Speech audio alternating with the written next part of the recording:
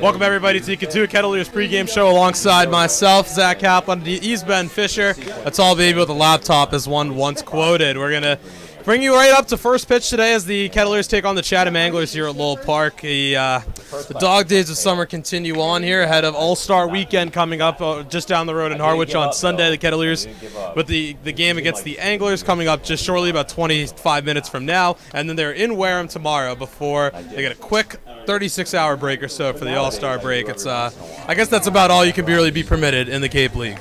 Yeah, no, there's, especially with all the rainouts, we've been losing scheduled off days left and right. So I think the three All-Stars, I'm sure, are excited to get to go play in the All-Star game in Harwich. But I'm sure the other, all the other guys and the coaches are happy to sort of have that day off, stay home, maybe sleep in, and feel well rested. For similar to the MLB, where it's not even close to halfway through the season, but it's sort of a demarcation of, okay, now we're really into the push to the end of the season. You mentioned the Kettleers with a lot of off days, that were on the schedule that are no longer. That includes next Monday, which is the continuation of a fog-out game in Chatham at Veterans Field, the infamous Chatham Fog, which rolls right on in around twilight, if you will. So the Kettleers will have to go back out there and make up Game 2 of what was a previously scheduled doubleheader back in June, if you can believe it. Feels like years ago now. The Kettleers will go out there and do just that on Monday. So they'll take on the Anglers twice here, and I guess that's about a 5-day span. So really familiarizing themselves with this 4-day span, actually. That's why we're not math guys, we're journalists. So there you have it.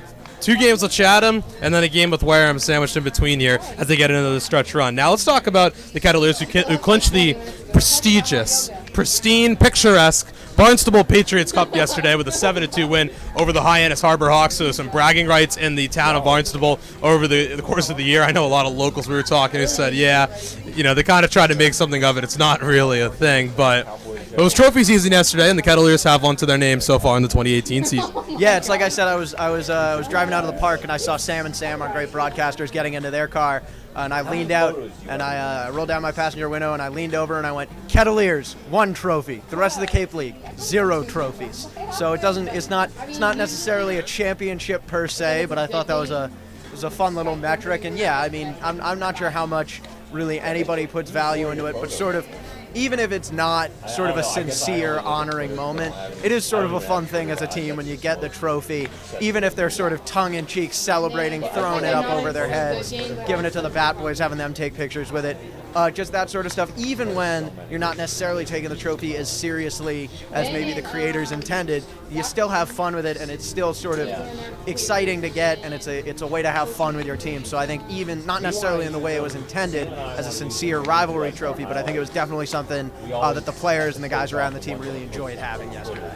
It's a nice photo also. You can check it out on our Instagram at Cotuit Kettleers and our Twitter as well. I know there were some tweets put out with the beautiful trophy. She resides here at Lowell Park now for the remainder of the next calendar year, I guess, until the next time these 2 teams meet. Hyannis, though, they might have the last laugh. They're still first in the division while the Kettleers continue to try and make their way into the playoff race. We'll talk about that in a little bit. The Kettleers coming off the 3-3 tie on Wednesday and then the big 7-2 win yesterday. The offense started to wake up a little bit, and now I know Coach Roberts talked about it after the game. There's 2 good starts from guys who have not been making a lot of starts this season. Luke Chevalier last night, Zane Collins on Wednesday in Harwich. Kettleers finding some good pitching from some unlikely sources, and definitely in terms of the starters as well. Yeah, definitely, and I think these are the Kettleers starts we saw at the beginning of the season from guys like John Baker, who's obviously no longer here. We saw starts like this. We saw Zane in Wareham. We saw Chevy against Orleans in that crazy game with the Grand Slam. We forget about, with the Grand Slam and all the controversy, Chevy came out and he gave us 5 2-run innings. He allowed 1 home run, and other than that, he was pretty much flawless. So these guys had showed what they can do, and then gotten bumped to the bullpen, and maybe had struggled a little bit more, and then sort of they didn't necessarily in the bullpen show anything that made them necessarily win their spot back, but just the way the cookie crumbled, they ended up starting, and they threw great games. And much more importantly, not so much for Zane, but for Chevy, was they got run support, and they gave 2 runs and 1 run for Chevy and 1 run for Zane. They're not necessarily the greatest starts in the world, and when you allow 2 and 3 runs, you're not going to win all of those games. but that's the definition of a quality outing by the pitching staff that gives the offense an opportunity to win the game for Cotuit.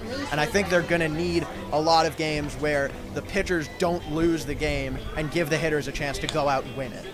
So there you have it. Some nice pitching at the right time and some clutch hitting. That's in verbatim Coach Roberts' words, what he saw from his team yesterday as the Kettleers get back into a playoff spot, still tied with Bourne. They're jostling for 4th place. I know I was talking to one of the Bourne players a couple days ago. It seems like they don't really want it. They don't want it either. It seems there's back and forth. It's just going to be, as I've joked privately, who's going to not trip over their own shoelaces on the final day of the season, perhaps. Again, that home and home with Falmouth looking more and more important by the day as we go down the stretch here. Falmouth got a big win last night as well. We're going to talk about that in just a few moments. But first, let's talk about the teams out here today. So, of course, the Kettleers, they will look to Seth Schumann on the mound, the starting pitcher today. It's John Baker's not walking through that door. I know Anthony Veneziano has been having some arm trouble of his own, so he's not walking through that door as well. It looks like Seth Schumann will be on the mound from Georgia Southern. We've seen his stuff. He had a very good start the last time he was out on the hill, though. Yeah, and I think it's definitely that's the kind of start you hope to get. But I think if he struggles, that's going to underline the importance of the starts you got before, where you didn't have to throw. We've had games where we've had 2 9-inning games in a row where you see 14 innings of the bullpen. And we went 12 innings, and we went the full on Wednesday, and we went the full 9 yesterday. And our bullpen is still in pretty good shape, which is really important because Schumann, he has the potential to give us a start like we saw from Chevy yesterday. 6 innings, 1 run, really hold it down and put his team in a great spot. He also has the potential, as we've seen this year, to throw 2 innings, put his team behind 5-0, and then turn it over to the bullpen.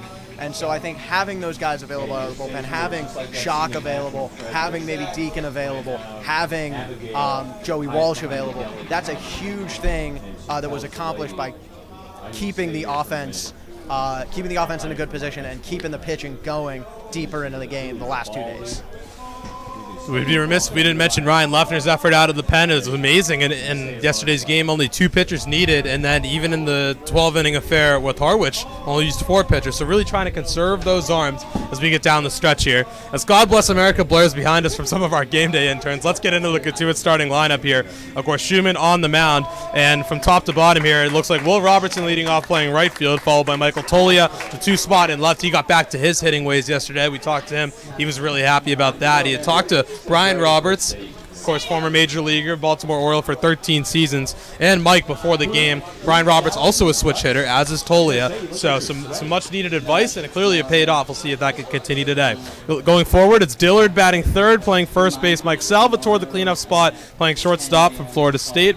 Garrett Woolforth back in the lineup today, the designated hitter in the 5 spot from Dallas Baptist. Duke Ellis in the 6 spot playing center. Corey Wood in the 7 spot playing second. Brady Smith back in the lineup at the 8 spot playing third base. And Zach Humphreys is behind the plate doing the catching for Schumann in the 9th spot. So Humphreys back in the lineup today. A couple swaps there. It seems like we're never going to get the same lineup 2 days in a row, but on paper, it seems like Coach Roberts starting to at least sort of figure things out, at least for the top part of the order. Yeah, definitely, and I would say the 2 guys I'm circling today that I really think are important are, as you mentioned, Mike Tolia and then Zach Humphreys in that 9 spot. Tolia, we've seen like that 2-homer game he had here a couple weeks ago. We've seen those flashes of the player that we know he can be, the player he was here last summer, and the player he was at UCLA, and the player that gets all the pro scouts excited, but he hasn't consistently been that player yet. So I think coming off a night like last night, where he was really tagging the ball, I think it's important for him to come out and have a good night tonight. And then Humphreys, I like he had a day off in Harwich. He was batting out of the 2-hole, which he's been hitting great. He certainly earned to move up the lineup, but I really like him down in the 9 spot, putting him in a place where he doesn't have so much responsibility to carry the lineup, putting him in a place where he doesn't have really any pressure because he's hitting 9th. But if he puts up a day like he can, he's had 2 3-hit games in the month of July. If he puts up, I like him in a spot where a game like that is a bonus and not an expectation, because he already has so much on his plate. He's so good defensively. He works so hard back there, and he's such a good game caller that I think putting the offensive pressure on him and making the offense rely on him is a little bit too much, and I think it puts your offense in a less than ideal spot, and it puts Zach in a less than ideal spot. So Tolia in the 2 spot I think is very important, and Humphreys in the 9 spot I think can do a great job rolling the lineup over. So I like that, and I think it's a really important guy to watch in the lineup tonight. Now let's talk about Chatham. 16, 15, and 2 on the season, second in the Eastern Division, of course, behind YD, who is the standard bearer for the league, like we mentioned. So the lineup, well, we'll start off with the starting pitcher here. Dan Hammer from a disgusting school known as the University of Pittsburgh, at least it's coming from me as a Penn State guy. Hammer on the mound today, and this is a guy that Kettleers have not seen so far, and they haven't seen a lot of Chatham to begin with, but they've not seen Hammer so far. A late addition to the all-name team, perhaps, but what can you tell us about his actual stuff? He's been very good. He's not, I was talking to some of our game day guys who maybe know the repertoire a little better. They said he's not overpowering, fastball, changeup, slider. He's not anything we haven't seen before, I don't think. He's not throwing 100 like we've seen certain guys throw. He's not throwing, I think, a wipeout slider like we saw Graham Stinson throw. I know we talk about him a lot, but he's very good. He has a 1.22 ERA in 5 appearances. He's struck out 20, I want to say he's struck out 20 in 22 innings, and he's allowed only 15 base runners in that time. So he's very effective, which I think, again, as we mentioned, puts more pressure on that pitching staff. Maybe, I mean, we said yesterday we were going to see a high-scoring game, and then Hyannis came out and didn't hit. So I'm not even anything approaching a psychic, but this has the trappings of a game where Chatham isn't going to allow a lot of runs because they're throwing Hammer, who's been so effective. So he's not overpowering, but sort of like John Baker, he's not overpowering, but he mixes his stuff and he throws strikes. He gets ahead and he gets guys out. So I think really watching his stuff doesn't tell you the whole story with him. You've got to watch him put it together on the mound, working with his catcher, and then you see what a complete pitcher he is and why he's been so dominant in the Cape. That's what he'll try to do today against this Kettleer lineup. Let's see the lineup that he'll have in the field behind him, behind the big Hammer. Too bad he's not Jewish. He could have been the Hebrew Hammer. But let's go through the lineup now. Blake Sable leading off, playing left field from USC. This kid batting .320 with 7 home runs and 20 RBIs, so he is a very good hitter for this Chatham team. Seems like they kind of like to put some of their better hitters up at the top of the order, so we'll see if they kind of employ a similar strategy that is to Cotuit in terms of lineup creation that Coach Roberts so notably does. Behind Sable, it's John Rave. Sable playing left field, by the way. John Rave in the 2 spot playing center field. Spencer Torkelson is back from Team USA playing right field, batting third. Torkelson's power is no small feat. We've talked to Colin Hassell about it for the Cape Cod Times. This kid is truly one of the, if not the best hitter in the league this season.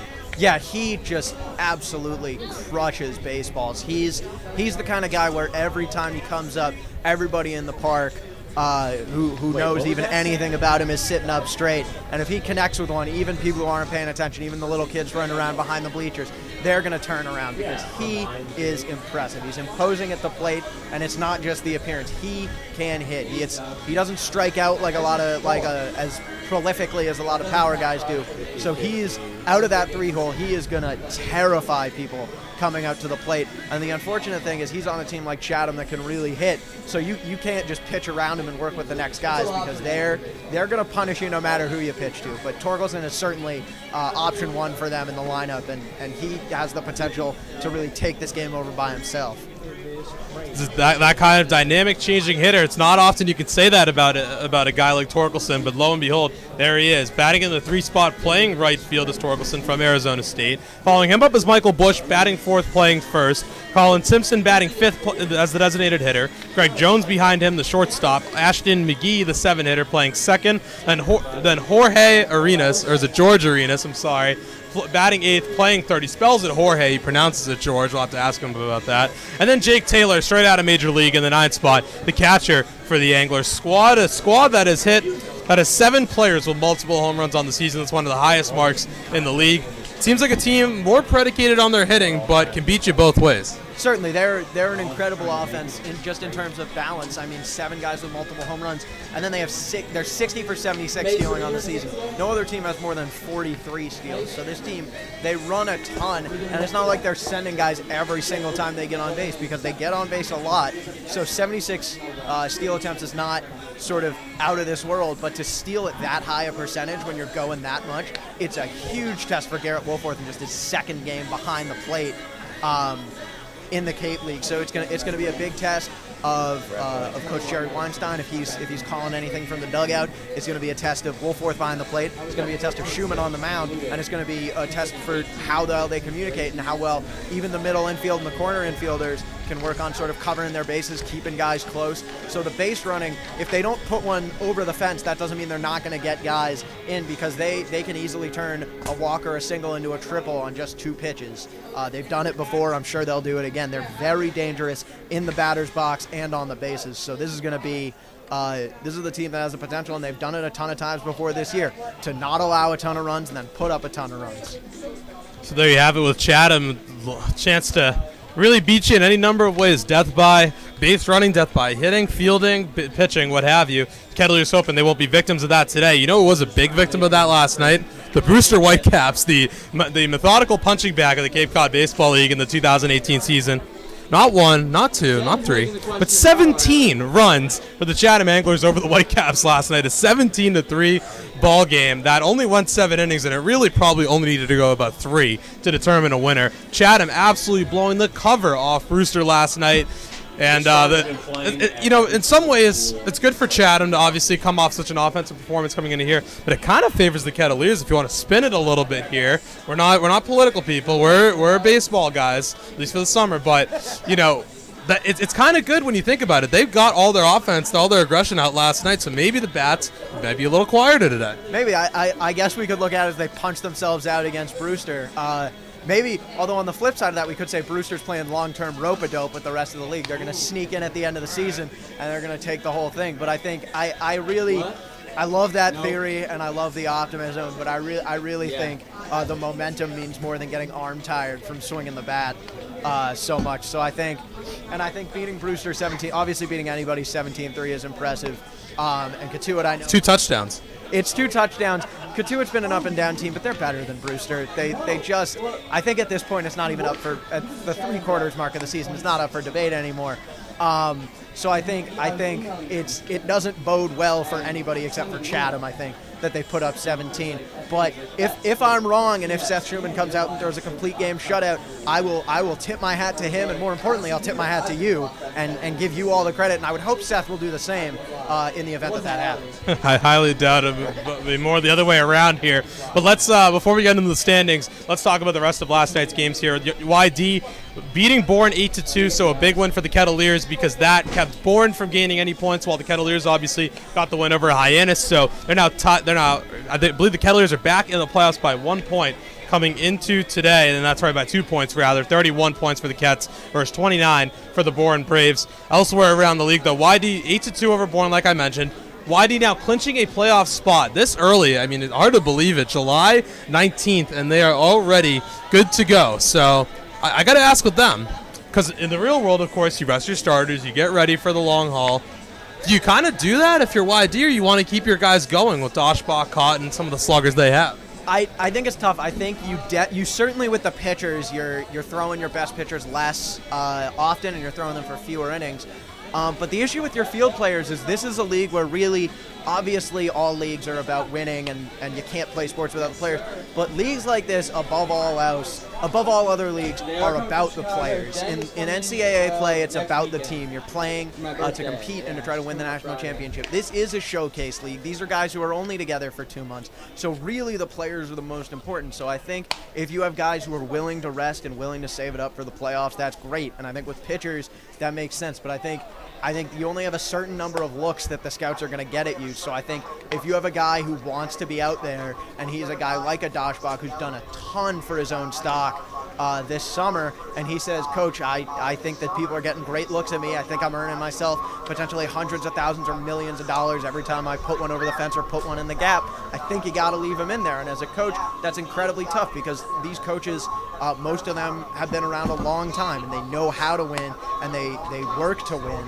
But I think these players really do come first, which sounds bad and it sounds selfish, but I mean that's the point of this league, is for these guys to get looks. So I think it's a tough thing, and I would guess you're going to see pitchers scale back, and you're going to see hitters keep right on playing. And then in the other East versus West matchup last night, Falmouth defeating Orleans 8-2. The tough year for the Firebirds continues. They seem to be right there with Brewster. They're not really letting him get away here. Only 4 points up on the Whitecaps, so that's a 2-game win streak one way and a 2-game losing streak the other way. And then we're talking about a very interesting battle for the 4th spot, and a lot of shame on the Firebird side because they had quite a cushion at 1 point. Elsewhere, the only other game was a East Division showdown rather, Wareham interdivisional, 6-1 over Harwich last night. The Wareham Gaben defeating the Mariners at White House Field, so a big win for them as they try to keep pace with Hyannis. And now we look at the standings. Speaking of Hyannis, they lead the Western Division still by 1 point, 40-39 point-wise. They're 19-11-2 versus 19-13-1, so really going to come down to the wire for that 1 spot in the West. And Falmouth follows them up with 35. They seem to have a clear cushion on that 3 spot. The Kettleers with 31 in the 4 spot, so if the season ended today, we'd be talking about a playoff series with Hyannis. It's some Barnstable Patriot Cup feud right there. So, some beef up there. And then Bourne with 29 points trails the Kettleers by 2. A win for Bourne today gets them right back into things with the Kettleer loss. Now YD clinching their playoff spot with 44 points, still tops in the league. Chatham 10 back of them now, 5 games back if you're counting, with 34. Harwich another 2 games back of them with 30. And then Orleans 25 and Brewster 21 like we mentioned. So it could really come down to the wire there. We're just about ready to send things up to our broadcast booth. But first, we'll go over tonight's games really quickly for you. Brewster will be at YD. I'm sure the spread is about 5.5 runs for that one. YD got to be heavily favored there. And then Orleans at Hyannis, so another interdivisional game right there. Bourne at Wareham, a big West Division showdown. Braves really need a win, and they're going up to Spillane Field where not many opposing teams have found wins this season. And then Falmouth at Harwich, an interdivisional game. Both the Harwich and the Wareham game starting at 6:30 tonight. That'll just about do it for us. We're just about ready for first pitch as our umpires come out, and we are set to go. It's the Anglers, it's the Kettleers, and it's time for some baseball. Let's send it up to our broadcast booth where Sam Niederman and Sam Brief have the call. Guys, take it away. Zach, thank you so much. About 10 minutes away from first pitch between the Kettleers and the Anglers. Thanks so much to our beat writers, Zach Kaplan, Ben Fisher, for a wonderful pregame show as always. Hard to believe, after today, we only have 5 more home games left this season where you can listen to those 2 before the game. But let's preview this one. Sam Brief, Sam Niederman. It's the 3rd matchup of the season between Chatham and Cotuit. The Kettleers on top in the season. Kettleers lifting some hardware. They beat the Hyannis Harbor Hawks 7-2 to take the Patriot Cup and win it for the 6th time in 7 seasons. Luke Chevalier was awesome on the bump. The Kettleer offense got going hot and heavy early on. 4 runs in the 2nd inning, 3 runs in the 5th. And it was a celebratory day here at Loa Park. And Sam, for the Kettleers, they've got to carry some of that momentum into today's game. It was really the first time in a couple days that we've seen the offense carry the load early on. A lot of times waiting and waiting. But yesterday, the 2nd inning, they got going. A great chance. A 4 spot back in that 2nd inning, and it was all powered by Garrett Wolforth in just his 2nd start. The Kettleers coming up big with the bases. This is built to come back. Kettleers not really a comeback team. Pitching needs to be sturdy early on, and the bullpen is good enough to hold down the fort late. So that's the winning formula, and when this offense goes, that's how the team goes, and it was good to see them have a good output yesterday. A few highlights yesterday offensively from an individual standpoint. Garrett Wolforth got the scoring started, his 2nd start of the season. He had that 2 RBI double in the bottom of the 2nd to really get the Kettleers going. And then also Michael Tolia and Duke Ellis got in on the party. Speaking of Michael Tolia, we caught up with Coach Mike Roberts before the game. He talked about the performance he saw from Tolia and much, much more. Take a listen. Down here on the field with head coach Mike Roberts. And Coach, yesterday we chatted about Michael Tolia and some of the adjustments we're trying to make him an angrier player. Yesterday he had 2 nice hits, 1 drove in a run. How do you evaluate his performance? Without a doubt. I think now we'll wait and see whether or not this can happen on a regular basis. And so I've moved him up to 2 in the order today, and we'll find out. Luke Chevalier was a big part of yesterday's win, going 6 innings, only allowing 1 run. The story has just been so cool to see unfold this season with a local kid finally making a start in Lowell Park yesterday to get that win over Hyannis. So what's it been like developing him and watching him bloom as a Cotuit Kettleer? Well, certainly I knew Luke almost 15 years ago, about 15 years ago, when I began my tenure here, and his whole family. So is it really enjoyable to see a young player who grew up here, play in the league, but have success in the league. And that's the most important thing. There's a lot of youngsters that have grown up playing on Cape Cod and gone on to college baseball that can play here, but you want them to have a chance to have success. And, he's been up and down a lot. And, yesterday he combined his fastball, his breaking ball, and his changeup, and even dropped down under one time in the first inning. And he knew I would like that. But he had a really good ball game yesterday. And so Zane Collins, Chevalier, and left as well. Those three guys have picked us up the last 2 days. And Coach, now 32 games into the season, what do you see as the identity of your team right now?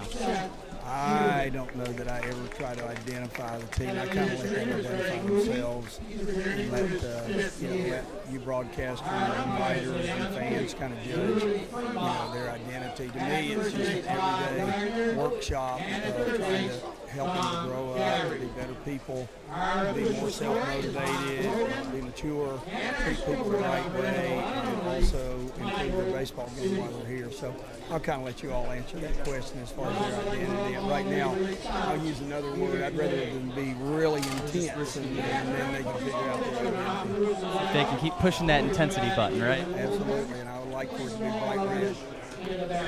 We'll keep it that way. Thank you so much, Coach. Okay, guys. You're welcome. Down here on the field with head coach Mike Roberts. And Coach, yesterday we chatted about Michael Tolia and some of the adjustments we were trying to make him an angrier player. Yesterday he had 2 nice hits, 1 drove in a run. How do you evaluate his performance? Well, without a doubt, I think now we wait and see whether this can happen on a regular basis. And, so I moved him up to 2 and we'll find out. Luke Chevalier was a big part of yesterday's win, going 6 innings, only allowing 1 run. The story has just been so cool to see unfold this season with a local kid finally making a start in Lowell Park yesterday to get that win over Hyannis. So what's it been like developing him and watching him bloom as a Cotuit Kettleer? Well, certainly I knew Luke almost 15 years ago, or about 15 years ago, when I began my tenure here, and his whole family. So is it really enjoyable to see a youngster who grew up here not only play in the league but have success in the league. That's the most important thing is I think there's a lot of youngsters that have grown up playing on Cape Cod and gone on to college baseball that can play here, but you want them to have a chance to have success. And he's been up and down a lot, and but yesterday he combined his fastball, his breaking ball, and his changeup, and even dropped down under one time in the first inning, and he knew I would like that. But he had a really good ball game yesterday, and so Zane Collins and Chevalier and Lefner as well. Those 3 guys have picked us up the last 2 days. And Coach, now 32 games into the season, what do you see as the identity of your team right now? I don't know that I ever try to identify the team. I kind of let them identify themselves and let you broadcasters and writers and fans kind of judge their identity. To me, it's just an everyday workshop of trying to help them to grow up, to be better people, to be more self-motivated, to be mature, treat people the right way, and also improve their baseball game while they're here. So I'll kind of let you all answer that question as far as their identity. Right now, I'll use another word. I'd rather them be really intense, and then they can figure out their identity. See if they can keep pushing that intensity button, right? Absolutely, and I would like for it to be bright red. We'll keep it that way. Thank you so much, Coach. Okay, guys, you're welcome. Down here on the field with head coach Mike Roberts. And Coach, yesterday we chatted about Michael Tolia and some of the adjustments we're trying to make him an angrier player.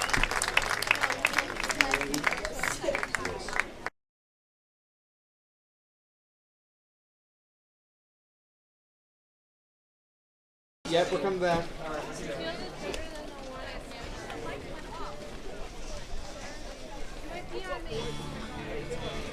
Yesterday, the Kettleers got to lift some hardware, winning the Patriot Cup for the 6th time in 7 years.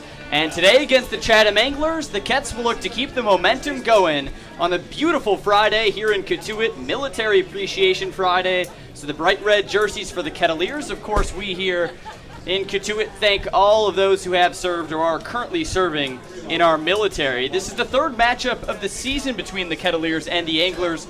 The first was back in Chatham at the end of June, a 6-1 win for the Kettleers. The second of which was back here at Loa Park, a 4-3 win in 11 innings on a Bo Brundage walk-off home run to start the 11th. So we've seen some fireworks, some home runs from these two sides when they get together. The Kettleers 9-6 against the East this season. 9 of their 14 wins are against the East, so they'll look to improve that total against Chatham. And let's get you the starting pitching matchup for today's game. It's a good one. Seth Schumann, the righty out of Georgia Southern, a returning Kettleer, rising junior on the bump for Mike Roberts. He's 1-2 on the season with a 3.37 ERA, 14 strikeouts and 5 walks. He gets the starting nod for the 5th time this season. Opposite him is the starter for the East in the upcoming All-Star game, Dan Hammer, a junior at Pitt, also a returner. He was with Chatham last year. He's been dynamite, a 1.23 ERA on the season. His last start was a week ago at Orleans. He went 6 innings, scoreless ball with just 3 hits. That's our starting pitching matchup. Now let's get you the Chatham lineup to go up against Seth Schumann. And they're led by Tom Holliday in his first season in Chatham, and here's their lineup. Blake Sable, he's in left field leading off. In center field and batting second is John Rave. The right fielder, Spencer Torkelson, who has just returned to the Cape from his tenure with Team USA. He gets the start in right, batting third. Michael Bush is at first base, batting cleanup. In the 5-hole, Colin Simpson, the red-hot Colin Simpson. He's the DH today.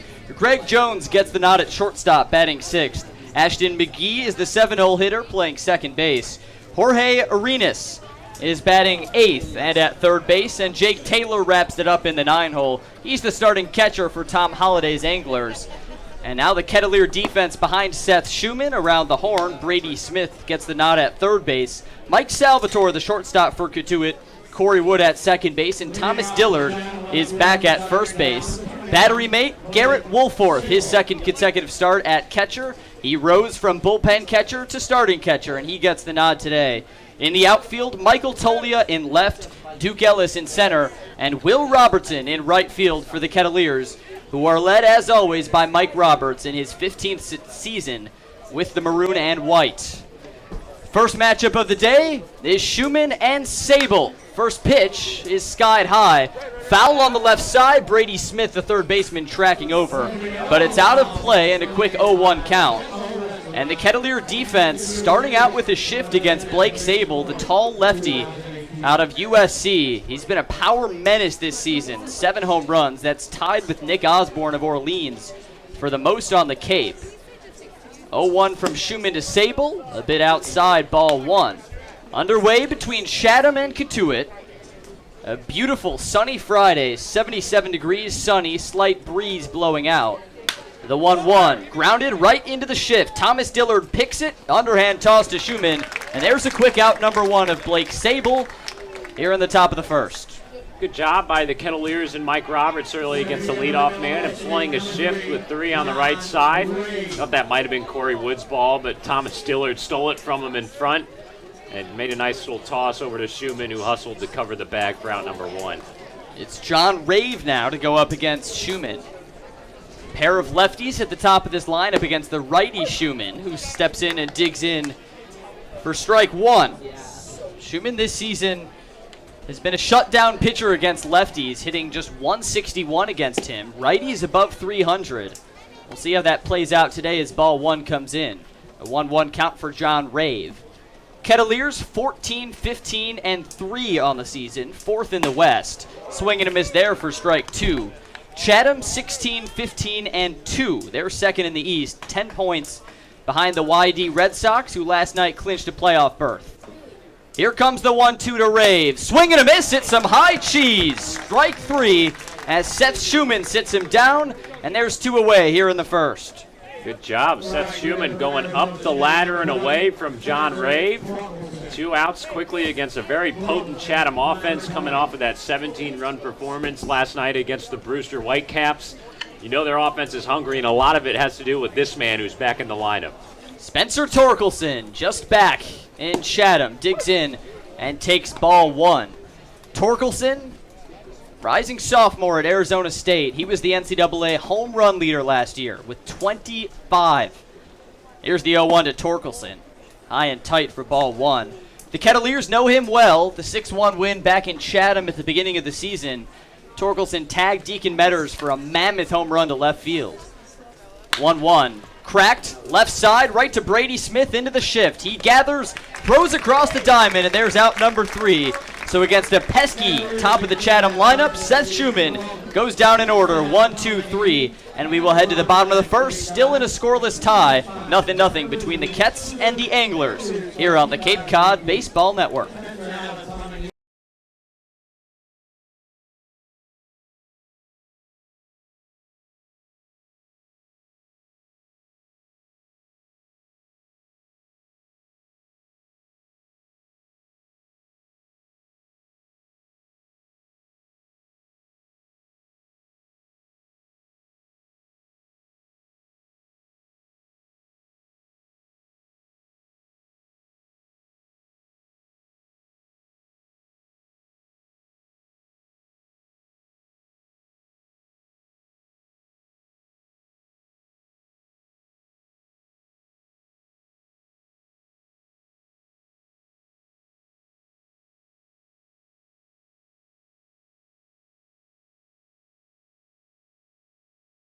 Back to Lowell Park. Happy to have you along for the ride. 0-0 between the Kettleers and the Anglers. And after Seth Schumann worked a perfect 1, 2, 3 top of the first, we enter the bottom of the first featuring Dan Hammer, who's going to be the all-star pitcher, the starting pitcher for the East in a couple days. Out of Pitt, he's 6'2", 200 pounds, a righty junior out of Philadelphia, Pennsylvania. His numbers this season are dirty, 2-0, a 1.23 ERA. He struck out 20 and walked just 3. And Dan Hammer, big number 8, will face this Kettleer lineup that scored 7 runs yesterday to win the Patriot Cup against Hyannis, and it looks like this today. Will Robertson starting in right, he'll lead off for the second consecutive game. Michael Tolia moves up in the order. He bats second, and he's in left today. Thomas Dillard in the 3-hole playing first base. Mike Salvatore, the shortstop, batting cleanup. Garrett Wolforth moves up all the way to the 5-hole. He's the catcher. Duke Ellis in center field, batting 6th. Corey Wood, the second baseman, batting 7th. Brady Smith is in the 8-hole. He's the third baseman. And the DH today is Zach Humphreys, batting in the 9-hole, another all-star for the Kettleers. And Dan Hammer pitching to his battery mate, Jake Taylor, out of Oklahoma State, with the black and orange cowboy catcher's gear. And here's the defense behind Hammer. Jorge Arenas, he's at third base. Greg Jones at short. Ashton McGee at second base. And Michael Bush at first. That's an all North Carolina Tar Heel right side of the infield. Outfield looks like this. Blake Sable in left, John Rave in center, and Spencer Torkelson in right. Corner outfielders. A lot of pop, a lot of power for Tom Holliday's Anglers. Got you set. Here's Will Robertson to face off against Dan Hammer. First pitch from Hammer is taken at the knees outside for ball 1. Uniforms today, Kettleers just for the second time this season in the bright red Military Appreciation Friday uniforms. It's a bright red uniform with the Cape Cod Baseball League logo across the front, white numbers on the back. Chatham in the traveling royal blue uniforms, gray pants, script Chatham trimmed in red across the side. And the Chatham A's cap, a blue cap with the red A logo and a bright red brim. Here's the 2-0, swung on, cracked on the right side, through for a base hit. Will Robertson, the leadoff man for Cotuit, tags the base hit, and the Kettleers in business. A very nice start for Will Robertson in that leadoff spot. He's so accustomed to batting in that spot in the order this season. But if you actually look at the numbers as the first batter up in the inning, just in one individual frame, he's batting less than 100. Which is kind of a head-scratcher because he's performed so well overall this year, but he does a great job there turning on a first pitch or a fastball there in that at-bat with some good power to get on with a leadoff single. Here's Michael Tolia now. Tolia batting from the left side against the righty Hammer. Runner on first. Here's the pitch. Swung on and smoked, but foul on the right side. Just past first base coach Paul Widener. We get Widener out there today. We've seen a revolving door of sorts at first base coach. Usually Brady North. He's done every game this season except for now 2. And we can only imagine Coach North will serve as the bullpen catcher today, with all of the catchers available in the lineup. 0-1 outside, ball 1. That was the case Tuesday against Harwich when Garrett Woolforth, Thomas Dillard, Zach Humphreys, Brady Smith, all the available catchers were in the lineup. Brady North, who had never caught before, got a glove, got some catcher's gear, and was the bullpen catcher. Here's a ground ball, foul at the feet of Paul Widener. A 1-2 count with a runner on first. No score in the bottom of the first on a beautiful day here at Lowell Park. Chatham red hot, coming off a 17-3 win yesterday against Brewster. That was 17 runs in just 7 innings. The game was called due to darkness. Here's the 1-2 to Tolia. He smokes it foul, this time on the left side. Clings off the fence, protecting the Kettleer dugout, and the count stays pat. Chatham earned a lot of offensive accolades in that game. The 17 runs tied the Cape League season high for runs. They broke the Cape League high this season for walks, 15 walks as a team, and 7 steals. That was the most this season. 1-2 to Tolia. Taken low, ball 2. A lot of Chatham's games this season have been blowouts, one way or the other. Coming in, they had the 17-3 win yesterday. The day before, they got smoked by Hyannis, 12-5. Just 2 games this year for Chatham that were decided by 1 run. 2-2 with the runner at first. Here's Hammer's offering. This time in the dirt, Taylor blocks it, and the count runs full. This is Dan Hammer out of the University of Pittsburgh, a returning pitcher for Chatham. Last year he was just 1-3 with a 9 ERA in his 6 starts. This year he's brought it down almost 8 points to 1.23. Full count to Tolia. Here's the pitch from Hammer. Runner going, swung on, and it's a high fly ball to center field. John Rave tracks to his left and makes the snag for out number 1, and the runner Will Robertson retreats back to first. We talked with Coach Roberts before the game about the adjustments that they've been trying to make with Michael Tolia, and a lot of it has to do with his lower half, and that's how baseball hitting goes. All in the hips, really working on that left glute. So when he bats from the left side, his backside, getting it back through the zone and making him more of a pull hitter, and that time kind of a soft fly ball to left center field, and we'll see if Tolia can adjust as he did so perfectly yesterday. Here's Thomas Dillard. First pitch he sees is a strike, 0-1 count. Yeah, we heard Coach doing a little private batting practice session before yesterday's game with Tolia, and he was yelling at him, "In your glutes, focus on the glutes." Yesterday, Tolia 2 for 4 with 2 hard-hit singles, both to the right side. 0-1 to Dilly, this time low, ball 1. Now here's a guy in Dillard who's been seeing the ball well as of late. Had an 11-game hitting streak coming into yesterday. Didn't get a hit, but he reached on a walk, so you can make it a 12-game on-base streak overall. Really making a nice home in this number 3 spot in the order. 1-1 to Dilly. High for ball 2. Dillard a .253 hitter on the season, 3 long balls and 15 batted in. The guy on first base, Will Robertson, just extended his home on base streak to 16 games. 2-1 count, 1 out in the bottom of the first. Here's a breaking ball from Hammer outside and a 3-1 count for Thomas Dillard. Noticing a couple of things early on with Will Robertson at first. This has got Brian Roberts written all over it. A lot of the Kettleers were taking note on base running with Brian Roberts when he's been in town over the last week. And I'm looking at these Kettleers players. It started with Peyton Burdick yesterday. Notice how Robertson jabs that front foot, not even taking much of a lead. Then he gets off the secondary. 3-1, hit hard and high off to the left side. Charging over is the left fielder Blake Sable. And he just misses it foul. Count stays pat, 3-2. Tried to high point it, but it was too far out of reach in the shadows near the Kettleer bullpen. So it's a full count. Runner still at first, Will Robertson. Looked like for a second Robertson thought it might be fair. He was charging around second and then had to hold his horses. It's hard to see from our vantage point because some of the fencing blocks our view, especially with the shadows down that left field line, but somehow that ball found its way down in foul ground. You live to play another day. 3-2 count, 1 out. The runner going in Robertson. The pitch swung on and slapped up the middle. It's down, a base hit for Thomas Dillard. Robertson charging into third. He stands up safe. Throwback to first in time to get the out.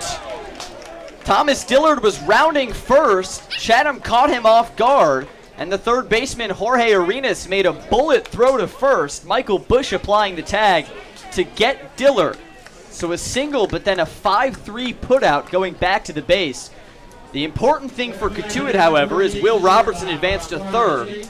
So with 2 outs, the Kettleers have a runner 90 feet from home. I was about to say impeccable base running tactics by the Kettleers, put on the hit and run on there with the full count. Robertson had a heck of a jump. He was already 7/8 of the way to second base when that ball was off the bat of Dillard. First pitch to Salvatore.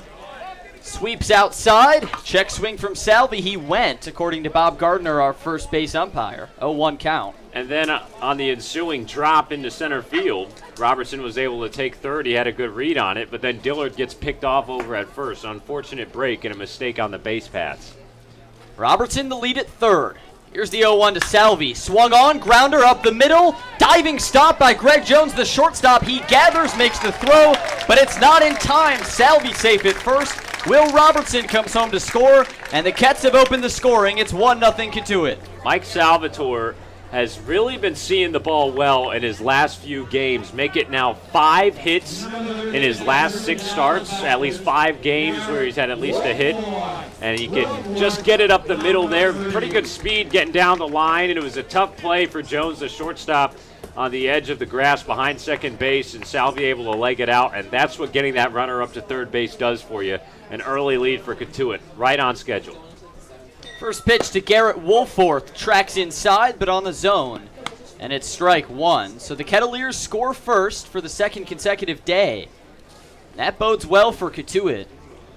This season, when the Kettleers score first, they're 9-3. They've got a 1-0 lead here in the bottom of the first, and they might not be done. Salvi the lead at first. Pitch to Wolforth. Swung on and smoked. High fly ball to right, tracking foul, and it bounces at the feet of Spencer Torkelson, the right fielder. An 0-2 count now with 2 outs, as Salvatore, who's already at third base, will just cut through by the pitcher's mound on a trot back to first. Kets up 1-0, RBI single, an infield single from Mike Salvatore. Nearly a web gem on that play from the shortstop Greg Jones. And Will Robertson coming home from third.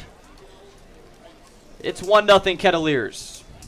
0-2 to Garrett Wolforth, the catcher.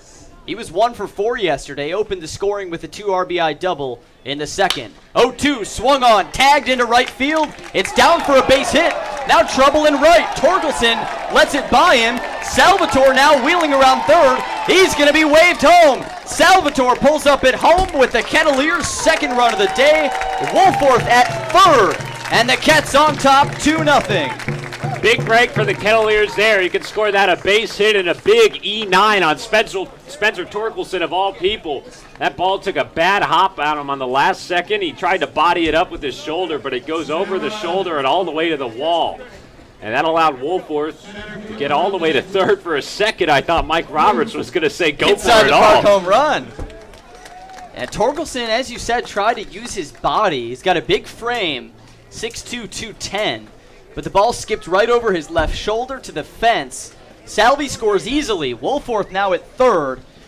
Advancing on the errors. They'll score that a single, and then advancing to third on the E9.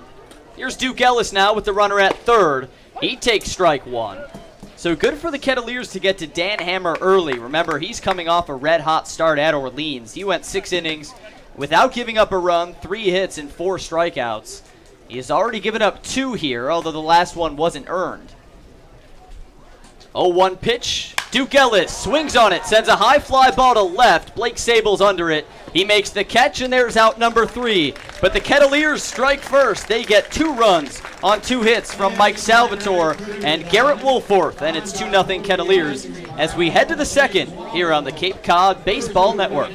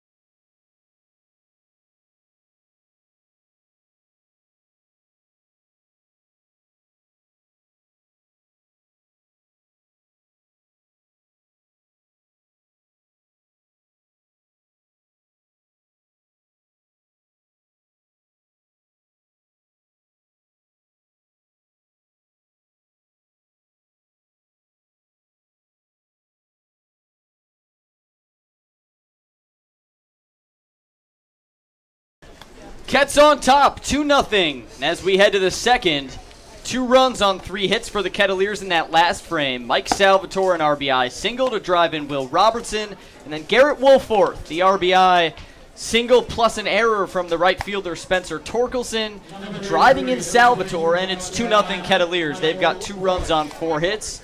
Still no action on the base paths for Chatham, which will feature Michael Bush, Colin Simpson, and Greg Jones in this inning. Seth Schumann, the starter for Cotuit, kicks and fires. First pitch in the dirt. Ball 1 to Michael Bush. We haven't seen Bush yet this season. Out of North Carolina, he's the starting second baseman today. He takes strike 1. He's got a royal blue bat. Looks like the same bat Spencer Torkelson was using. Exactly the same shade of blue on the Chatham helmets and uniforms. 1-1 outside for ball 2. I think that's a sharp look. The royal blue. I do like it. I like it a lot. I think Chatham has some of the best uniform kits on the Cape. 2-1 from Schumann. Swung on, smoked on the left side, and this one is foul. Just barely foul. As Tom Carey, the third base umpire, holds his hands in the air. A loud strike, and it's a 2-2 count. So Michael Bush out of North Carolina. One of 3 Tar Heels on the Chatham roster. Came a long way to Chapel Hill, all the way from Minnesota. 2-2 from Schumann, swing and a miss. Again, some high cheese from Schumann. And again, the Anglers biting on it. That's 2 strikeouts. 4 up, 4 down so far for Seth. It's good to see Schumann working with the fastball. That sits in the low 90s. His first start here at Lowell Park this season, and we've seen him plenty of times on the road. Pitching in the friendly confines here in Cotuit and getting batters out early. Here's Colin Simpson. He takes ball 1. Simpson, the DH today out of Oklahoma State. And this man is on fire. Last time we saw him, his batting average was in the 100s as he skies this one in foul territory. Coming over the third baseman Smith. And he makes the play. Brady Smith makes the catch right up against the fence. And there's out number 2 against a red-hot Colin Simpson. Good for Seth Schumann to get him out. In his last 29 at-bats, Simpson has 15 hits. He's on a 9-game hit streak. But he gets out there, and now Schumann, just one more out necessary with the Kettleers up 2-0 here in the second. Greg Jones, the batter. He digs in, takes strike 1, sporting the same royal blue bat. I wonder if it's still the same bat or if they've got a few in their arsenal. Here's the 1-0, or the 0-1. Swing and a miss for strike 2. Jones, the shortstop, out of UNC Wilmington. Speedy shortstop, leading the Cape in steals this season.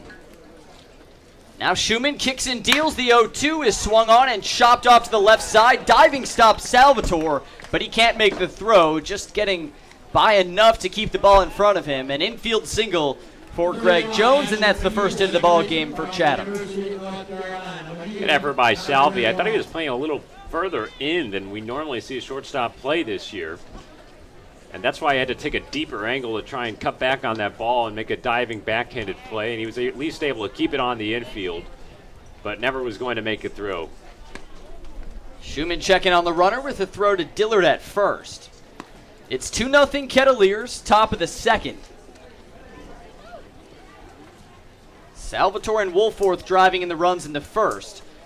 Now Chatham looking to respond. As Schumann wisely checks on Jones again. Remember, he's the leader. 14 steals on the season. Chatham is a team very aggressive. They've got 60 stolen bases this year. That leads the Cape by far.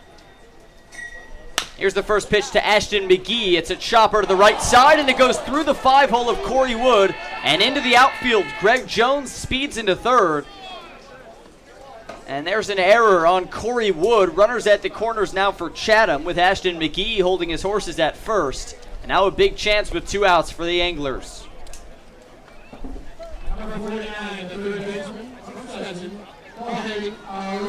Jorge Arenas up next. Out of Stetson. 6 feet tall, 200 pounds, from Miami, Florida. Starting third baseman for Chatham today. And sporting the same royal blue bat, he'll look to drive in their first runs. 2-out hitting has been the Kettleers' kryptonite from a pitching perspective. And now Chatham a chance to make him pay. Arenas steps in. First pitch to the righty outside, ball 1. Arenas this season a .239 hitter with 7 batted in. He's got the speedy Greg Jones at third. Ashton McGee at first. Schumann out of the stretch. Gets the signal from Woolforth. Now here's the pitch. This time pins it on the inside corner for strike 1, 90-mile-an-hour heat.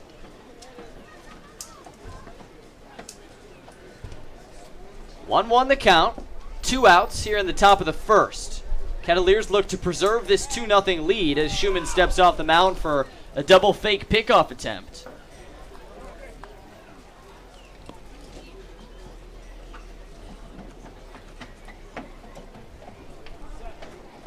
One. Slight breeze comes in over Lowell Park. And now the pitch. This time too far inside for ball 2. So Chatham offense quiet until Greg Jones reaches on the infield single. Ashton McGee on an error. And now the Anglers have a chance after scoring 17 runs in 7 innings yesterday. Can only imagine.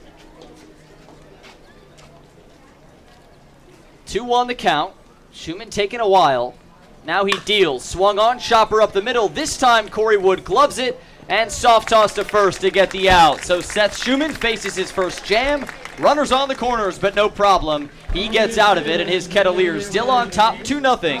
And we'll be back with the bottom of the second. It's Cotuit Kettleer Baseball here on the Cape Cod Baseball Network.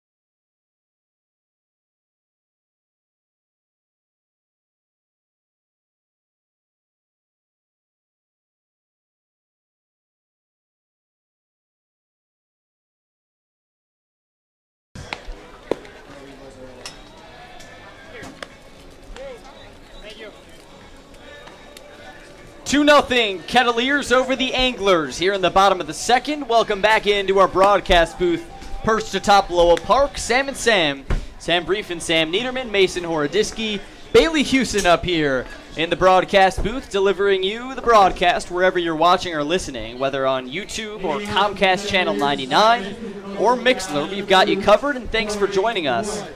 Hope you're having a very pleasant Friday evening. Look forward to a good weekend here on the Cape. Kettleers have Chatham today, head over the Cape Cod Canal tomorrow to take on the Wareham Gatemen, and then the All-Star break with the All-Star game coming on Sunday at Harwich. Strike one comes into Corey Wood, a 1 count.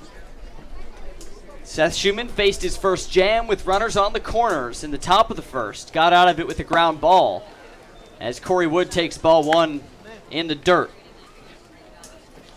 Wood this season a .215 hitter, 1 home run, and 5 batted in. He's tied for 5th on the Cape with 19 walks. Here's the 1-1 to Corey. Good breaking pitch. Strike 2. Wood leading off this inning. Sam was talking about Will Robertson's leadoff numbers when he leads a specific inning. Corey Wood this year a .357 hitter leadoff. And now he sends a ground ball on the right side past a diving Ashton McGee. A base hit. We'll see that average go up.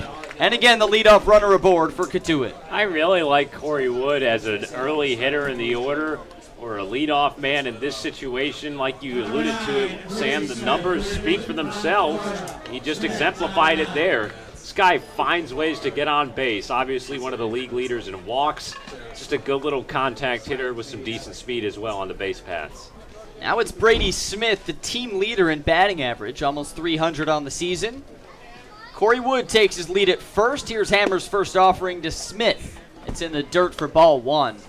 This is Dan Hammer on the mound, a returning angler, so his name might sound familiar if you followed the Kettleers last year. He'll start the All-Star game on Sunday. He's been lights out this season, but the Kets getting to him early.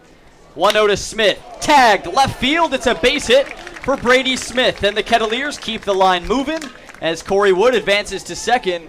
And there's a quick 2 hits to start the second. Brady Smith has gotten off to a great start for the Kettleers. Good hit there. Just pulled it in the left. Hit it right on the barrel.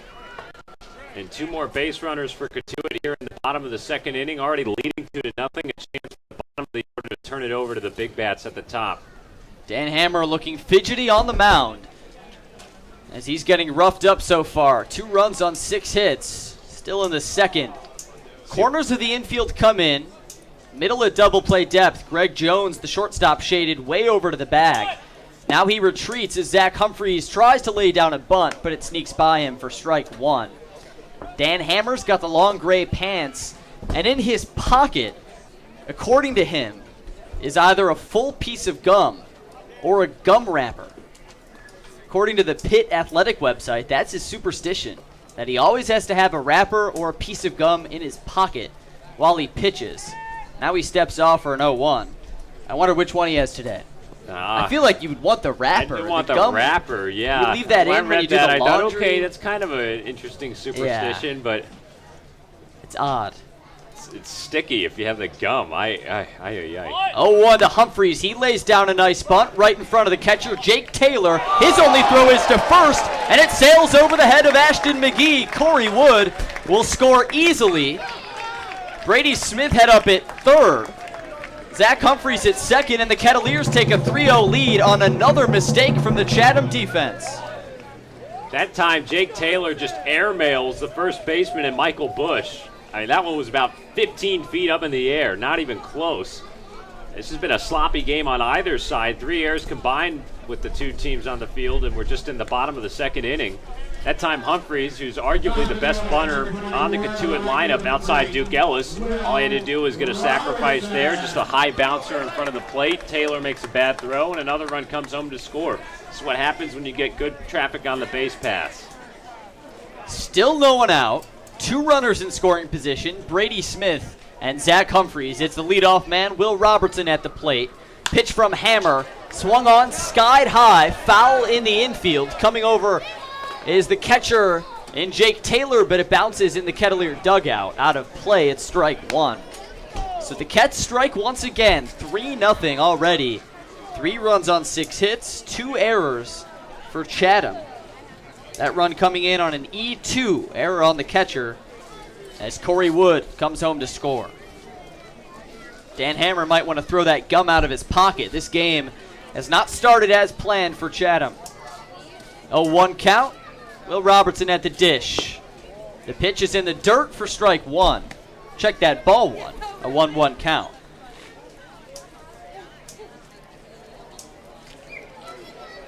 Brady Smith takes the lead at third. Zach Humphreys at second.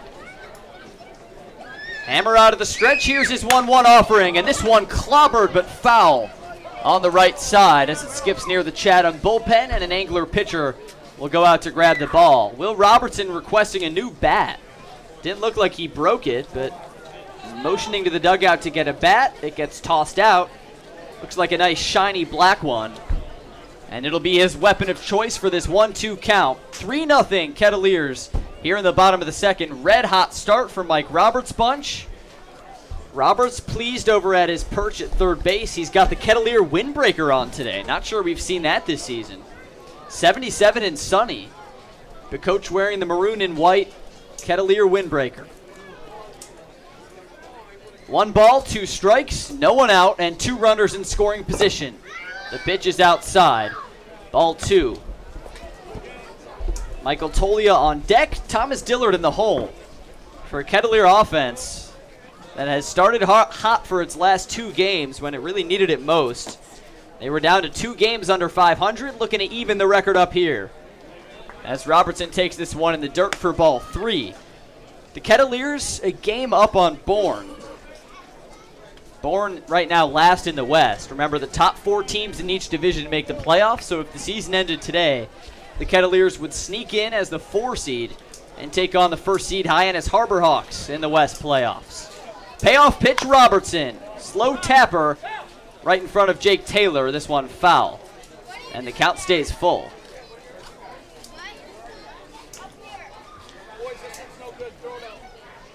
Ruby Firmbach saying that ball's no good. Getting a new one from the Cotuit Bat Boys. That's our umpiring crew. Ruby Firmbach, Bob Gardner, and Tom Carey in the Power Blacks. Runners take their leads at second and third. Hammer out of the stretch. Payoff pitch to Robertson. In the dirt, ball 4. And Dan Hammer walks the bases loaded. Michael Tolia salivating as he comes to the dish. This is a great chance for Tolia with the bases loaded. Can really break this game open early with the Kettleers up 3-0 already. Another note on Robertson. He was going through a little bit of a slump, I feel like 10 or 12 games ago. Mike Roberts gave him an off day or two, and ever since then, he's gotten back to his normal self. Getting on base with the walk that time, we've seen him do that a few days in a row now. More patient as a hitter at the plate, and it's always good to see. Yesterday, he had a big 2 RBI single in the second. Bases loaded for Tolia. There's the strike on the outside corner. It's Brady Smith at third, Zach Humphreys at second, and Will Robertson at first. Kettleers have a chance to pound Chatham into submission early in this ball game. Still no one out in the second. Michael Tolia at the dish. The dangerous bat facing Dan Hammer. Here's Hammer's offering. Swung on by Tolia, and it's rocketed to the shortstop, Greg Jones. He keeps it in front of him and throws to second for the out, but Brady Smith will slide in back door with the Kettleers' 4th run of the ball game. Chatham trades a run for an out, and it's 4-0 Cotuit. Runners on the corners, and another dangerous bat coming up in Thomas Dillard. Unfortunate break for the Kettleers there as they roll that one a hit, but Greg Jones, who's pretty lanky as a shortstop, he's got some bunnies too. He went up and skied for that one, knocked it down with the tip of his glove, and was able to get the runner at second base in Robertson, but nevertheless another run comes home. Had he not gotten a piece of that ball, would have been 2 runs for the Kettleers. Dillard at the dish. Runners on the corners, 1 out. Big swing and a miss from Dilly. Strike 1. Zach Humphreys at third, Michael Tolia at first. Already 4 runs for the Kettleers, who led Hyannis 4-0 yesterday after 2. And here a chance to make it more than 4-0. Hammer set. Here's his 0-1 offering. Swung on and clobbered foul over near the parking lot. 0-2 count. Great crowd on hand today on a beautiful Friday evening in Cotuit. Third base grandstand chock full of Kettleer fans. First base grandstand about 3/4 full. A lot of fans with lawn chairs up and down the first and third base lines. A few fans beyond the outfield fence under the green trees. Here's the 0-2 to Dillard. He just fights it off foul. And the count stays pat. Sunny day in Cotuit. We've had a good run of weather. Looking at the forecast, if you take a look at the Cotuit weather, it does not look pretty for next week. A lot of lightning bolts, a lot of raindrops for next week. But this week it's been all 70s, sun, very few clouds. And today another picture-perfect day. Now, one source told me this morning that Tuesday, Wednesday, and Thursday look like it's going to be sunny. Really? Yeah. Wow. You actually look at the weather app, it says the same. 0-2 to Dillard. High chopper, right side. Here comes Ashton McGee. He's going to scoop and settle for the throw to first, which allows Zach Humphreys to come home to score. And the Kets up 5-0. You know, I like to see this. RBI groundouts are something that we have not seen from Cotuit. That basically just means they haven't had enough base runners or haven't been putting the ball in play enough to have these kinds of small ball, fundamental, old-fashioned scores. And Thomas Dillard with just a high bouncer to second nearly took McGee off guard. That was a bad bounce that took on him at the end, and another run comes home in this inning. 5-0 Cotuit as Mike Salvatore skies one high and deep into left field. And that ball is gone for a home run as it just sneaks over the fence. That one barely foul, and Salvatore sneaks it in fair for a home run. The Kettleers up 7-0. Everyone was kind of waiting on that one to see if it would be fair or foul. The call came in, fair ball, home run, Mike Salvatore, and Cotuit just blasting Chatham early on. It's 7-0. Look at Mike Salvatore. A high drive deep into left field, and he got all of it. Blake Sable gave up on that ball. The question was fair or foul. Tough for us to see, and how about it? It's on the right side of the foul pole, and that'll do for a couple more runs. 7-0 already. A rout early on here at Lowell Park. Here's Garrett Woolforth. He takes ball one. We've had a few confusing home runs this year, to say the least, on that left field foul pole. Of course, Adam Oviedo's grand slam in Orleans, which appeared to be foul, ruled a fair ball. Zach Humphreys had a home run here at Lowell Park by that left field foul pole that was originally ruled a foul ball, but then reversed to a fair ball, which was the correct call. That time, no controversy, but everyone had to kind of wait a moment to see if it was fair or foul. And once it snuck over fair, it's 7-0 Kettleers. 2-0 to Woolforth is a swing and a miss for strike one. So how about this Kettleer offense? They had 7 runs yesterday against Hyannis, and here we haven't even finished 2 innings. It's already 7-0. Hammer out of the windup finally. He'll kick and deal. Foul tip, and it's a 2-2 count.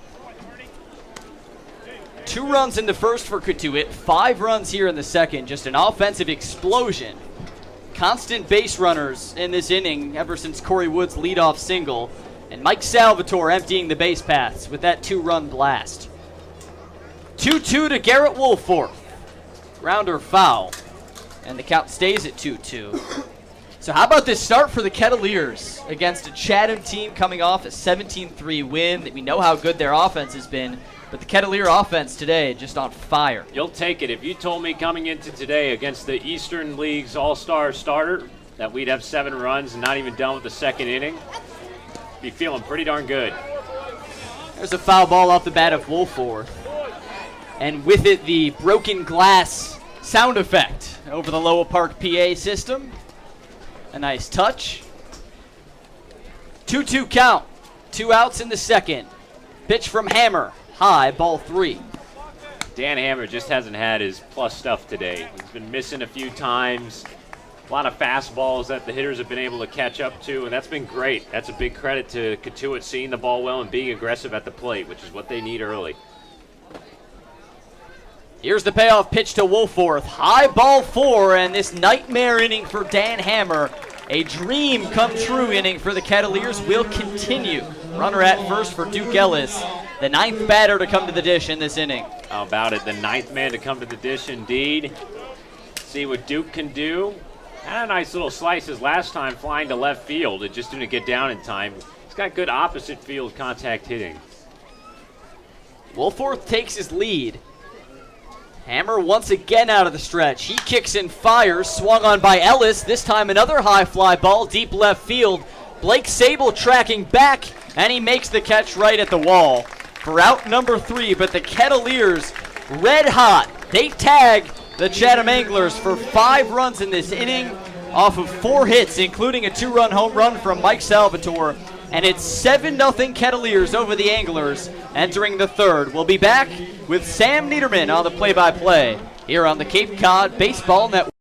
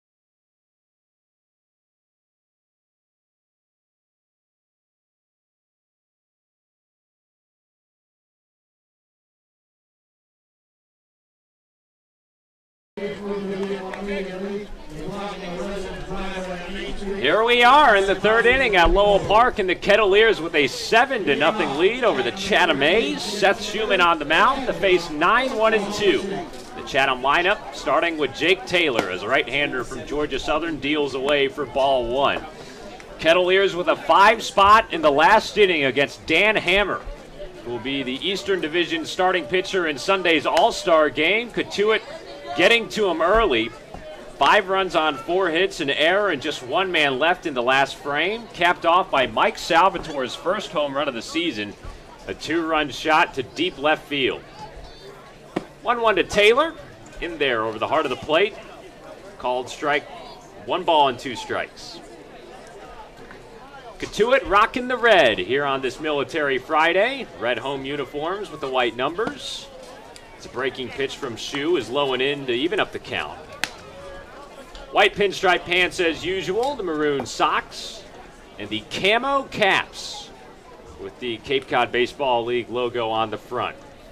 Schumann winds up. Here's his 2-2. Swung on and hit towards right center field. Robertson ranging over to his right to make the grab with 2 hands. The leadoff man retired here in the top of 3. Shoo.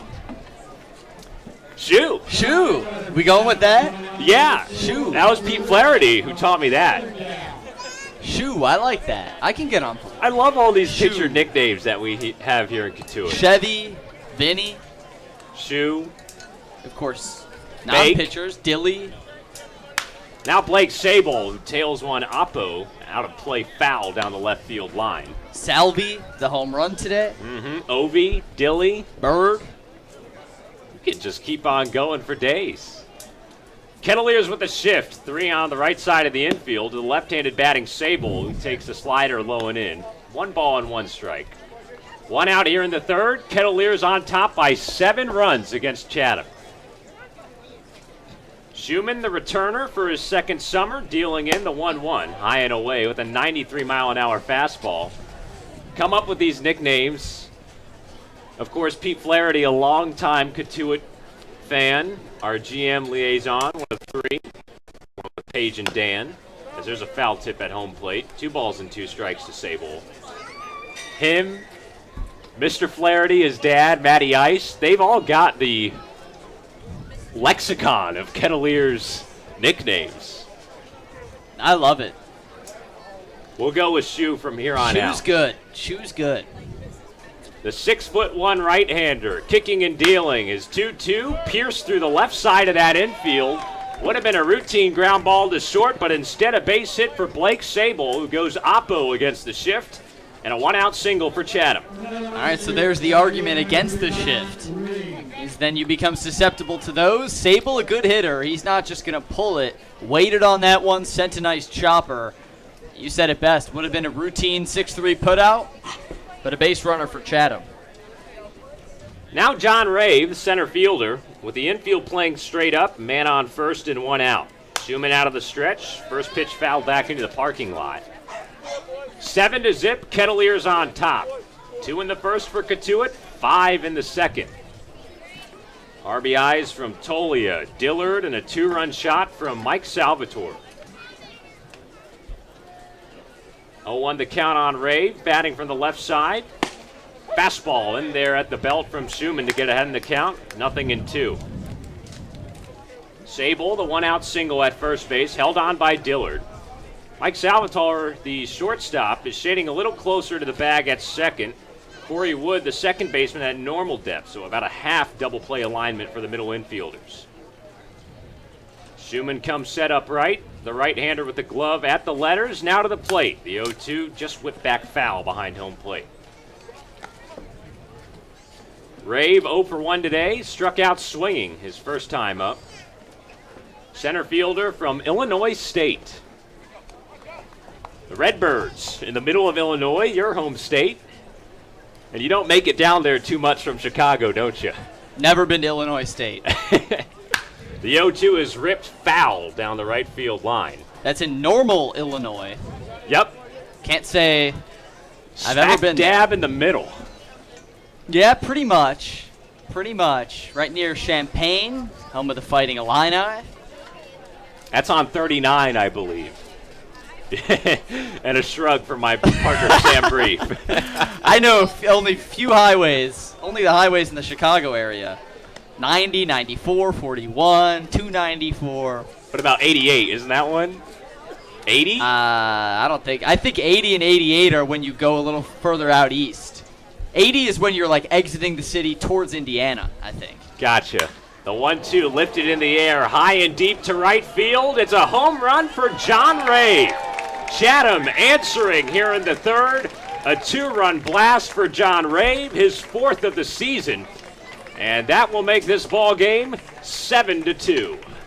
Well, he goes to school in Normal, but that one was far from normal. Will Robertson knew it right away. Just a few steps back. That one sailing over the Chatham bullpen, clearing the fence. And some life for Chatham.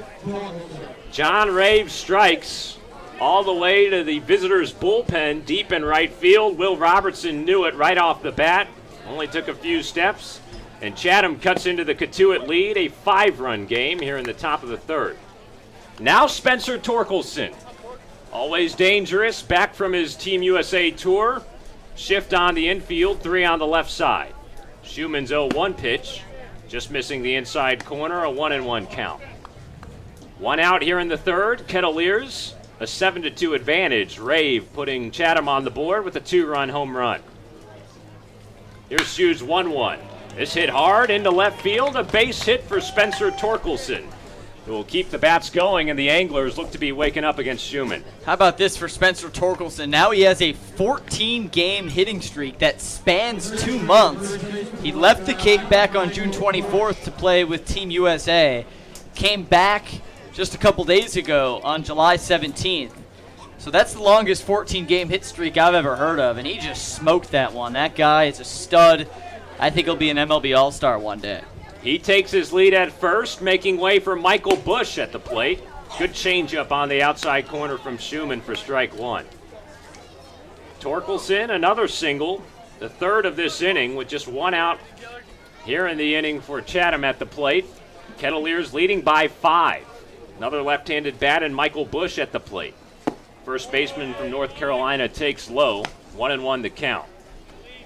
Torkelson, who is one of many Cape Leaguers who went out to the USA Collegiate National Team, started in 11 of 12 games with Team USA, registered a .286 batting clip, playing against some of the top international talent around the globe. It's now a 2-1 count on Bush. 92-mile-an-hour heater missing low and in. Good crowd at Lowell Park. Beautiful clear skies overhead. 77 degrees on this Friday evening. Schumann Looks back at Torkelson, who retreats back to the bag. Dillard, the man holding on over there. Of course, Torkelson, 5 home runs on the season, 18 driven in. Those numbers, even while he was away with Team USA, held up in the top 5 for quite some time. He's still tied for second in that home run category. The 2-1. Bush able to nip it foul at the plate. And he'll go up against his teammate Blake Sable before the All-Star game for the Home Run Derby. Sable leading the league with 7 home runs, but Torkelson, 25 last year, is just a freshman.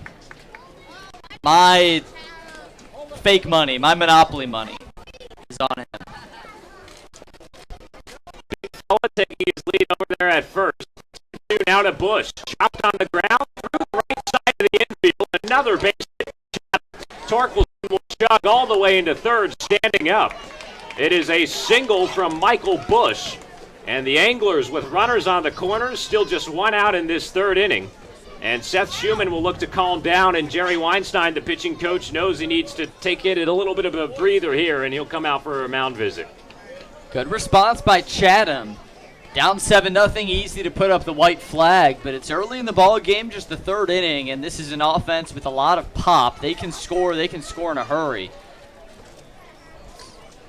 7-2 our score. The Kettleers with a big lead.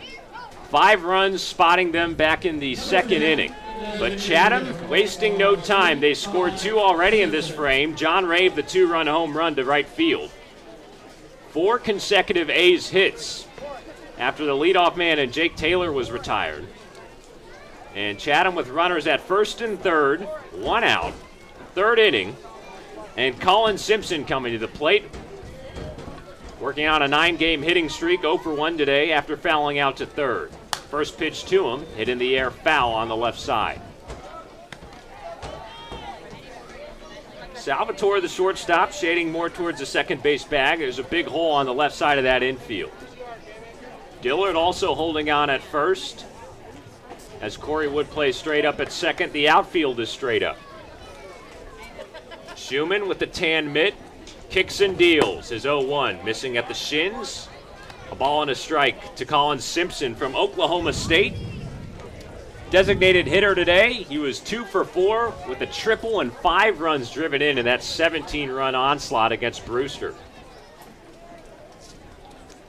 Batting from the left side, open stance for the big fella. Gripping the bat with the blue and red Franklin gloves. Big cut and a miss. Nice slider down and in from Schumann to get ahead in the count. 1-2. Best way to quiet down the bats, give them something they can't hit. Just got a few pitches in there, get these guys calmed down. Runners taking their leads at the corners. 1 down here in the inning. Schumann looking to put him away as the 1-2 is punched into center field. That drops in, another base hit. 5 in a row for the A's as Torkelson comes home to score. A 3-run 3rd inning with just 1 out here on the board. And the Anglers make it a 4-run ball game. The RBI single, Colin Simpson. Wow, Simpson still red hot. Extends that hitting streak to 10 games. And Chatham with a really solid response. Still a lot of time left in this game. 7-3 is a very competitive ball game, and they still have a chance. The big guns in their lineup, top 5 of this order, up there with the best in the Cape. Sable, Rave, Torkelson, those guys can all rake it, and they certainly are doing that here. Infield at double play depth. 1 out and 2 on for Greg Jones, who takes a hard fastball on the outside corner, strike 1. Jones, the speedy shortstop, legged out an infield single his first time up. 250 batter on the year, 3 home runs, 9 driven in. From Cary, North Carolina. Batting from the left side as the right-hander Schumann deals in. His 0-1 spiked up, a breaking ball blocked by Wolforth, who keeps it in front, and the runners stay put. Quiet Kettleer crowd here at Lowell Park as now some activity in the Cotuit bullpen down the left field line. Looks like Matthew Gauthier, the right-hander out of NC State, is stretching and tossing. Jerry Weinstein, the pitching coach, has already come out for a mound visit in this inning. Seth Schumann, the starter, trying to get out of this, still with a 4-run lead. 2 on, 1 out, a 1-1 pitch. Off speed in there. Nice changeup on the outside corner as Jones looks at it for strike 2. It's Brady North who's the bullpen catcher today. Paul Widener is the first base coach for Cotuit. North, the normal first base coach. A lack of catching depth now as Garrett Wolforth is the starting catcher. Blocking an off-speed pitch, a 2-2 count now on Jones, and that means Brady North has to go down into the pen and warm up with the bullpen pitchers. And it really is incredible how many guys who can play catcher are in the lineup today. 4 catchers for Cotuit, Dillard, Humphreys, Wolforth, and Smith all in the lineup. The 2-2, swing and a miss, big strikeout on a changeup there. As Schumann able to retire Jones for the second out of the inning, and boy did he need that. He really did. Stop the bleeding, 5 consecutive hits, 4 singles, and a home run. And a good pitch low and away. Schumann going with the off-speed there, as there are now 2 down for Ashton McGee. Another left-handed bat, second baseman from North Carolina, waves and misses at an off-speed pitch in the dirt. Check swing is confirmed by the third base umpire Tom Carey. 0-1 the count. Runners on first and second. 7-3 ball game. Ket's on top. Chatham with 3 home here in this top of the third inning. Anglers, high-powered offense that came into today's game. 5th in the league in batting. 4th in OBP and 2nd in slugging, as there's a high fly ball deep to right field from McGee, but playable in the gap. Duke Ellis, the center fielder, will come on to make the play for the final out of the inning. But the Anglers respond, a big one at that. 3 runs on 5 hits, no errors, and 2 men left as we head to the home half of the third. Cotuit still in control, 7-3 on the Chatham A's. We'll be right back in just a moment here on the Cape Cod Baseball Network.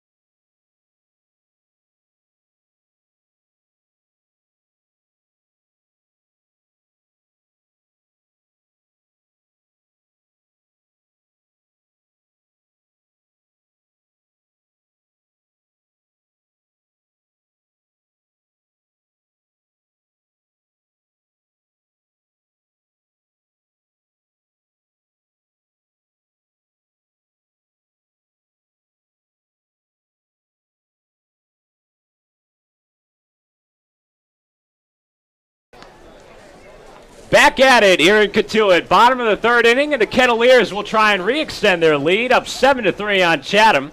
The A's bringing home 3 in that last half of the inning, and Cotuit a chance to respond. The right-hander Dan Hammer still on the hill for Chatham, and it will be Corey Wood to start things off, the same man who led off an inning in the last Kettleers chance at the plate that produced 5 runs. 9 men came to the plate.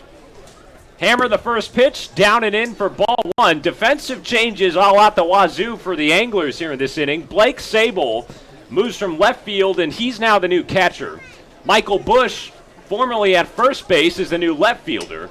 And Kyle McCann comes off the bench to play first base, and he'll get a look at it here as a ground ball to second is a bad throw there from Ashton McGee, taking McCann off the bag, and Corey Wood will reach base, the 3rd Chatham error of the day, to allow the leadoff man aboard here in the bottom of 3. I was just going to say that if you have 2 errors through 2 innings, I guess the best thing to do is shake up your defense, but then about 2 seconds after I was going to say that, we get another error. What a messy start for Chatham. Without these errors, plus the offensive production we saw from Chatham in the top of this frame, this could be a really competitive ball game, but Cotuit a chance to keep pouring it on. Now Brady Smith, who takes an off-speed pitch for strike one.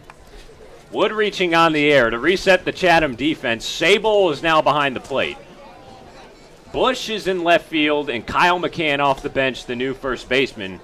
After all that, that means that Jake Taylor is no longer in the ball game. The 0-1 from Hammer, cracked high, deep to left field. Brady Smith, see you later. A 2-run home run here in the bottom of the third inning, and the Kettleers offense on fire here at home to respond to Chatham 9-3. Brady Smith, his first Cotuit home run of the summer.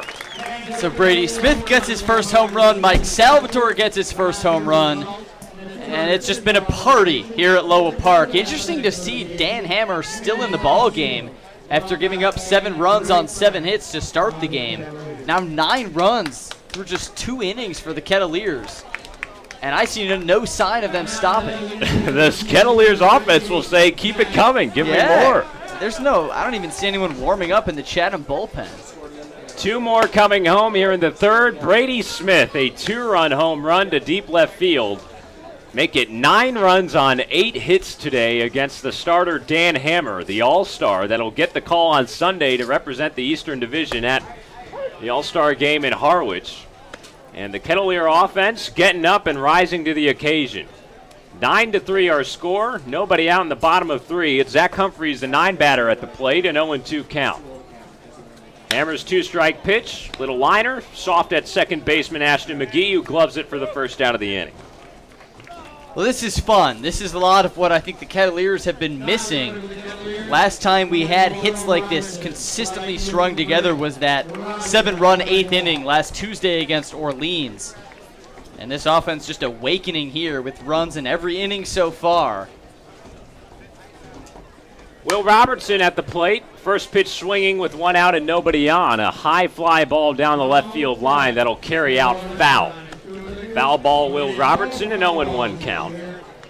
Dan Hammer, the right-hander from Pittsburgh, Pitt University. 6'2", a rising junior, came into today's game with a 1.22 ERA, but the Kettleers have touched him up early, up 9-3 here in the third. The 0-1, high at the letters for ball one. Of course, Hammer, we talked about his superstitions. Likes to pitch with either a piece of gum or a wrapper of gum in his pocket. 1-1 high and away to Robertson as Will gets ahead in the count. It's always nice when the athletics pages, the SIDs, go with a nice rundown, kind of an elementary get-to-know-you worksheet. And we found out his favorite Disney movie character is Tarzan. How about that as Robertson takes a strike away, 2-2. And that was also, if he could be a Disney character, it would be Tarzan. So he wants to, not only is Tarzan his favorite, but he would embody the life of Tarzan if he were in that movie. Hammer's 2-2 is grounded towards second. McGee takes it on a bad hop and will throw over to McCann for out number 2. So this guy wants to swing in on a vine then. Oh, God. He should go down to Eldridge Park and get to the jungle. Yeah, he should. What about you? Disney character? If you could play a Disney character in a movie. Okay, well, I'll just go with kind of a cheap answer. We kind of talked about this, you and I, off the air. I like Woody from Toy Story. Oh, right. That's kind of who I've always You identified are kind of a with. Woody. You're peppy. You're optimistic. Oh, thanks, man. Appreciate that. Another ground ball to second base from Michael Tolia, except McCann, the first baseman, will swoop in front.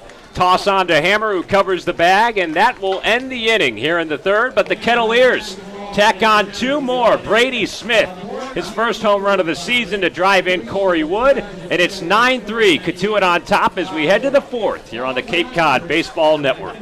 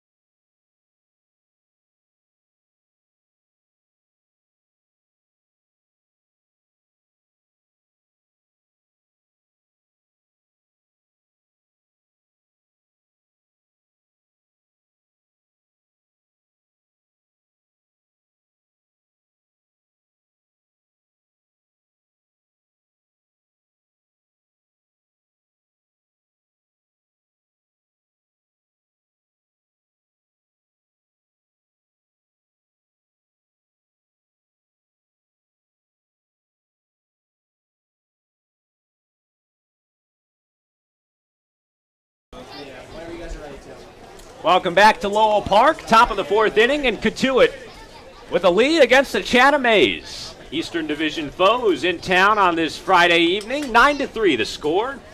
Kettleers turning to their starter, and Seth Schumann, the right-hander, dealing into Jorge Arenas, who takes a fastball off the plate for ball 1. Anglers with 8, 9, and 1 due up in this frame. Arenas, and then be followed by McCann, Kyle McCann. Late substitute in this ball game as Arenas skies one towards right center field. Robertson comes over to make the play for out number 1.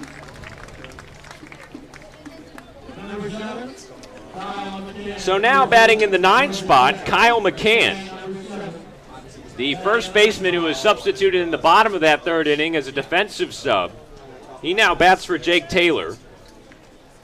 First baseman out of Georgia Tech, 6'2", 215 pounds, a rising junior who will bat from the left side with 1 away here in the 4th. The Kettleers with a semi-shift on as Salvatore shades more towards the second base bag at short. He's a swing and a miss at a nice slider from Schumann, 0-1 on McCann. Couple of Georgia kids here. McCann from Georgia Tech, native of Suwanee, Georgia. And Schumann from the deep south in Valdosta as he misses low with a breaking pitch through the 5-hole of Woolforth. 1 ball and a strike. Of course, Schumann, a Valdosta kid with Georgia in his blood.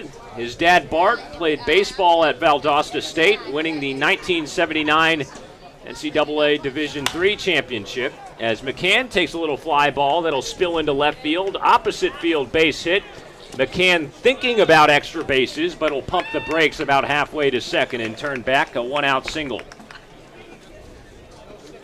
So McCann comes on. His first appearance at the plate, a good one. And that'll turn it over for the top of the order. Blake Sable, the leadoff man, to dig in. 1 for 2 with a single and a run scored back in the 3rd. Schumann's sister Sloan was a 2-time national champion cheerleader at Valdosta State. One of the Division III powers down to the Gulf South Conference. Travel all the back roads if you ever end up doing any of those D3 games. As Sable cuts and misses at a good slider, Shu's got his off-speed stuff working after having his fastball hit around a little bit in that 3-run Chatham 3rd. The Kettleers answering back with 2 more in the bottom of the 3rd. Brady Smith's first home run of the season, making it a 9-3 ball game. 0-1. Hard changeup on the inside corner. Strike 2 on Sable. The big left fielder out of Southern Cal, batting for the left side with the rec specs on, tall at 6'4". Twirling his bat. Runner on with McCann at first and 1 out. The 0-2. The other batter's box, first ball of the at-bat. Of course, Sable has really come on, a .320 batter. That's good enough for 5th in the Cape League. Tied for 1st in home runs with 7. He'll be in the home run derby during the All-Star festivities on Sunday in Harwich. And he takes one for the team there. Slider that runs in on the shins. A hit batsman in Sable with a 1-2 count. He'll jog on down to first base. Now 2 runners on for the Anglers here in the 4th.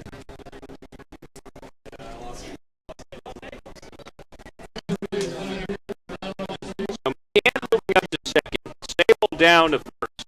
The number 2 batter and John Rave will come to the plate as Garrett Woolforth, the Cotuit catcher, comes out from his perch behind home plate, signaling to his infield, making sure everybody's on the same page defensively. Kettleers up by 6 here at home. Gorgeous day for baseball against the Chatham A's for the 3rd time this year. Cotuit a 2-0 series lead already. First pitch to Rave. Check swing. Called strike behind the plate. Nice changeup that dips down in the low part of the zone. Rave, his last time, starting the Chatham scoring, a 2-run shot to deep right field. 1 for 2, officially on the day with 2 runners on here. The 0-1, skied, deep right center field. Ellis ranging over to his left and center. He will make the catch. Runner tagging from second and McCann. The throw will be cut off at second base. Fly out to center field for John Rave, advancing the runner and McCann to 3rd, and 2 down here in the 4th. Ellis electing not to try and gun the runner down at 3rd, although we've seen him do that this season. It was last week against Bourne, a throw from deep in center field to get the runner. He's got a cannon, a really good defensive center fielder. He was a nice addition. Kind of timely for the Kettleers when Bo Brundage left. When he signed the contract with the Tampa Bay Rays, coincided somewhat with Duke Ellis coming to town. Now first and third for big Spencer Torkelson. Shift on the infield, 3 on the left side as Schumann misses low for ball 1. Dillard is the first baseman and the only infielder on the right side, and he's occupied holding on Sable. Runner at third, Kyle McCann. Now a throw over to check on Sable. Just routine as he dives back in safely. 2 down here in the top of 4. Kettleers 9, Anglers 3. Now field shifting over a little bit to the left. Ellis towards that left center gap. Schumann from the stretch. Runner going with a 1-0 count, and it's fouled near the right side foul line, and that's going to get down before the right fielder and Robertson could make a play on it. A 1-1 count. Big Spencer Torkelson, 1 for 2 today, a single back in the third with a run scored. Wears the high socks, the stirrups actually. Gray pants with those blue stirrups.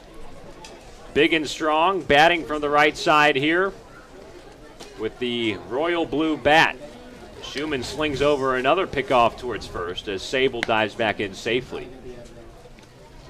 The lanky leadoff man for Chatham on first actually has some good speed. He's pretty big and tall, but that's why Tom Holliday likes him in that leadoff spot.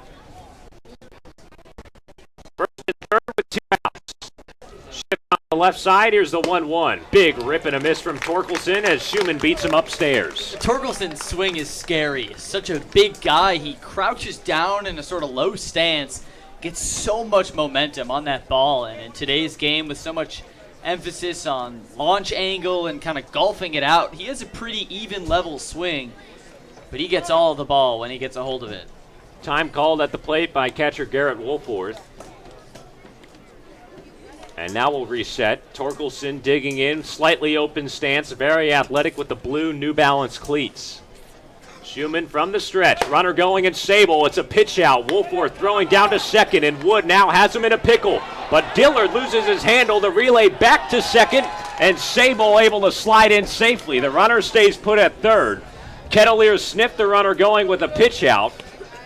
Wolforth threw down to Wood at second base. Sable was a deer in headlights, but a bad relay from second to first as Dillard kind of muffed it, and that allowed Sable to go down to second safely. So Chatham stays alive on the base paths here in the fourth. 2 in scoring position now for Spencer Torkelson at the plate. 2-2 count, 2 outs, a shift on the left side of the infield, and a 9-3 Cotuit lead. Schumann set. Glove at his chest, looks in with the camo hat. Now the 2-2, just fouled off the end of the bat behind home plate. Yeah, Sable was like Harry Houdini there escaping, but only if the Houdini straitjacket had like a broken zipper or something and he could just get out easy. The Kettleers giving him a big assist with the error. It's been a messy game, 5 errors. Just 3.5 innings in. They'll rule out an error on Dillard. 2 errors for Cotuit, 3 for Chatham. Here in the top of 4. 2-2 tailed off foul again by Torkelson. Little battle going on. The right-hander Schumann against the right-handed bat and Spencer Torkelson. Rising sophomore out of Arizona State, leading the NCAA in home runs this past season with the Sun Devils. He had 25 of them. He's already got 5 here in the Cape League. An abbreviated stint when he had to leave for Team USA. One of those came against the Kettleers. And that was his last game. Left town right after that. The Kettleers won 6-1, and he said, all right, I've had enough. But now he's back. He looks to do more here. His team trailing by 6. Cotuit trying to hold on to this big lead. Second and third, 2 outs. Schumann deals the 2-2. Hit in the air towards left center field. That ball down and under the glove of Ellis, and it'll roll to the wall. 2 runs come home to score. Spencer Torkelson delivering, doing what he does best. A 2-out double to drive in 2 more, and Chatham pulls back within 4. When he hits the ball, it's just such clean, pure contact. That's just a drive into left center field. He picks his spot so well. Such a good, powerful hitter, and he's really keeping Chatham afloat. 8 hits already for the Anglers. They've tagged up Schumann nicely. But that's why the Kettleers got all that pad with 9 runs through 3. Chatham back down by 4. 9-5 ball game for Torkelson's 2 RBI double. Next batter is Michael Bush. First pitch to him on the outside corner, strike 1. The official scorer rules that an error on Ellis in center field. That ball would have been extra bases anyway, but it skipped under his glove near the wall and took a short roll, allowing the second runner to come home and score. 0-1 the count to Bush. Runner on second, 2 outs here in the 4th. Schumann missing wide, a 1-1 count. So already 6 errors combined here in this ball game. 3 on each side. Rather messy, lots of hits, lots of offense in the Kettleers when you whip all of it up, leading 9-5. But Chatham on their heels. The 1-1. Fouled off on the left side and out of play by Bush. So Dan Hammer, the starter for Chatham coming into this game, a sub-2 ERA, an Eastern Division All-Star. The Kettleers roughing him up for 9 runs on 8 hits. And Schumann, pretty steady arm, giving up 5 runs on 8 hits here. 2 out base runner on second. 1-2 just off the plate. A check swing from Bush, but he does not go around to even the count. So Schumann, who is 1 strike away from getting out of this inning clean, unable to finish off Torkelson, who drives in 2 with the double. He's on second base. It's Bush at the plate now, batting from the left side. 2 outs, a runner on second, and a 2-2 count. Schumann to the plate. Drive deep into left field as Ellis, the center fielder, will range into the gap and make the catch for out number 3. But Chatham still hanging around in this ball game. Torkelson, the 2-run double to cut it to a 4-run game. But 2 is still in front as we enter the home half of the 4th here on the Cape Cod Baseball Network.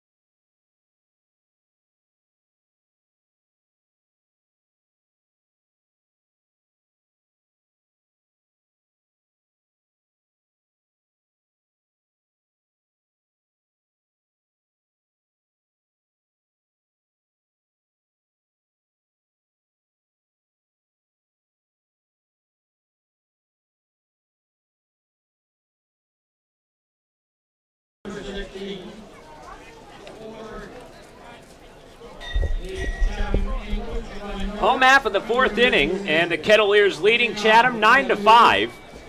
And the Kets chasing out the starter of this game for Chatham. Dan Hammer's day is done. The right-hander going 3 innings, allowing 9 runs on 8 hits. And a new man out of Tom Holliday's pen, another right-hander, Troy Miller, who deals in a first-pitch ball to Thomas Dillard. Miller from the University of Michigan, wearing number 16, 6'4", 215 pounds, a rising senior. His 1-0 spikes up to the plate, a changeup. 2-0 the count on Dillard. Miller into the ball game, his 9th appearance of the season. A 0-0 record, 1.30 ERA. 20 and 2/3 innings pitched this season, allowing just 9 hits, striking out 24 batters opposed to walking 7. There's a 93-mile-an-hour fastball over the plate for strike 1. And it might come back to bite Chatham that Dan Hammer was left in the ballgame so long. Because the 7 runs, of course, were great through 2 innings. But what might make the difference is those extra 2 runs from Brady Smith to make it 9-5 as opposed to 7-5, a much more competitive ball game. A full count here on the leadoff man, Dillard. Mike Salvatore and Garrett Wolforth due up after him. Bottom of 4, Kettleers up by 4. Miller out of the pen, winding up. Right-hander's full count pitch, called strike 3, and a nice curveball as Dillard goes down looking for the first out of this 4th inning. Not only the first out of this inning, the first strikeout of the game for the Kettleers. That's been the key. If you're not striking out, good things are happening. Yeah, I mean, I guess you could fly out every time, but you want to hit the ball hard. The Chatham defense has gifted the Kettleers a few runs with the 3 errors, so just don't strike out, hit the ball hard. There's your formula. That's why the Kettleers have 9 runs in the 4th. Well, this man on the mound is one to strike out batters in Miller. That's his 25th and now 21 innings pitched on the season. An 0-1 count on Salvatore, who fouls one back down in an 0-2 hole. 1 out here in the bottom of 4, Kettleers 9, Anglers 5. The Ketts jumping out in front, 2 runs in the first, a 5-run second, capped by Salvatore's 2-run home run, his first of the season. Takes a curveball upstairs for ball 1. Chatham answered in the 3rd with 3 runs of their own, scoring on 5 consecutive singles with just 1 out. The rally was eventually stymied. And the A's coming back with 2 more in the visiting half of this 4th inning. Spencer Torkelson a 2-run double. So that making it a 9-5 game after the Kettleers put up 2 in the bottom of 3. Skipped over that part in the game recap. Of course, Brady Smith, the 2-run home run. Another called strike on Salvatore. This time a fastball on the outside corner. And Troy Miller bringing some heat out of the Chatham pen. 2 consecutive strikeouts to begin this bottom of the 4th. This guy looks solid. Sharp overhead delivery, picking his spots well, just freezing these Kettleer Kettleer hitters with the 2 swinging, looking strikeouts. Now we'll see if Wolforth can get to him. He's reached twice today. Garrett Wolforth, RBI single back in the first, a walk his last time up as he loops that one foul down the right field line. 2 down and nobody aboard. Bottom of 4, Kettleers a 9-5 lead at home against Chatham. The Dallas Baptist catcher and Garrett Wolforth at the plate, making his 3rd start of the season. The 0-1 running inside. We mentioned earlier how Brady North, the typical first base coach for the Kettleers, is now the bullpen catcher today. Paul Widener handling the first base coach duties. That's because Wolforth was activated a few days ago. He takes a breaking ball inside for strike 2, 1-2 count.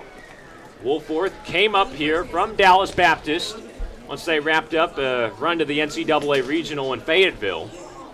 Worked his way as a bullpen catcher and finally activated on the 30-man roster. What a story. And he came up big yesterday with the 2 RBI double. Now he figures to platoon with Zach Humphreys, who's the designated hitter for today in the Kettleer lineup. And Wolforth figures to be a big piece in the rest of the summer. Swing and a miss. Another nasty curveball from Troy Miller, who comes on in the bottom of the 4th for Chatham and strikes out the side. 9-5. Kettleers still in front as we head to the 5th. Sam Brief back on the play-by-play when we return here on the Cape Cod Baseball Network.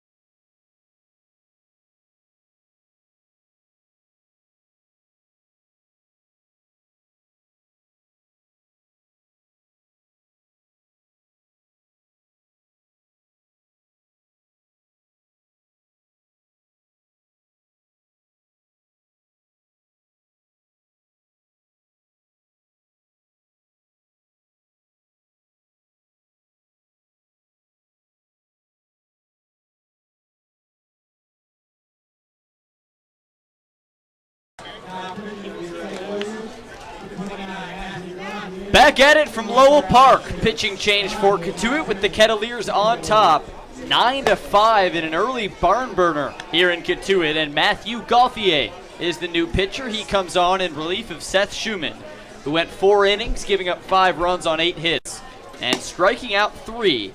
Matthew Gauthier out of NC State, a Canadian at 6'2", 170, a righty and a junior. He's had 7 appearances on the season, 3 strikeouts for the Kettleers, and Gauthier will try and hold this 9-5 lead. And it's the 5th inning, so let's get to our 5th inning trivia. Tomorrow, my partner Sam Niederman will give me the trivia question. We're turning the tables. So turn the table, see if I can go a perfect 1-0 on the season. But for today, still me delivering the question. And our question today about the man we had in the booth yesterday, Brian Roberts, former All-Star, 2-time All-Star with the Baltimore Orioles, the son of our head coach Mike Roberts, joined us in the booth for a lovely interview. And he is the subject of our question. So in 2005, one of his 2 All-Star seasons, Brian received AL MVP votes for the first time in his career. An excellent season offensively for him, hitting over 300. He received votes but didn't end up winning, as Gauthier sends a first pitch to Colin Simpson, who hits it high and far, deep right center field.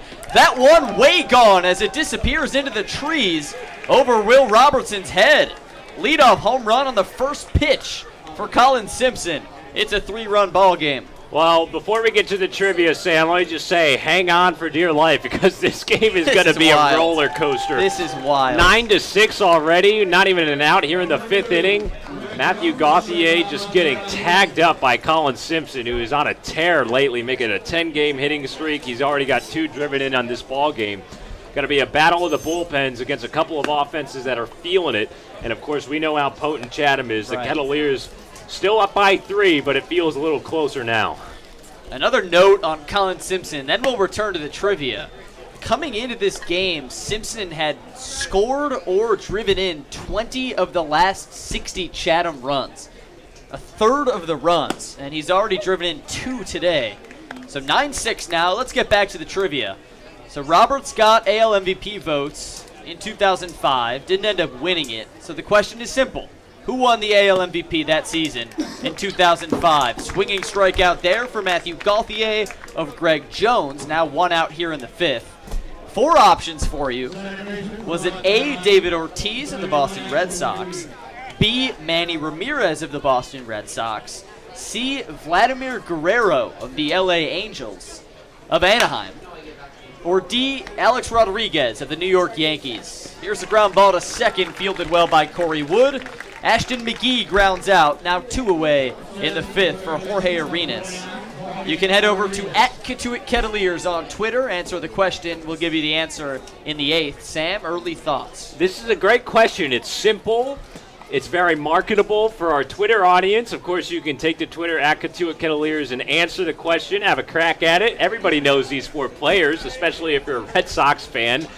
I like how you crafted this one. Anybody's got a 1 in 4 chance. It's all pretty straight up. My initial thoughts are I'm going to eliminate the 2 Red Sox guys.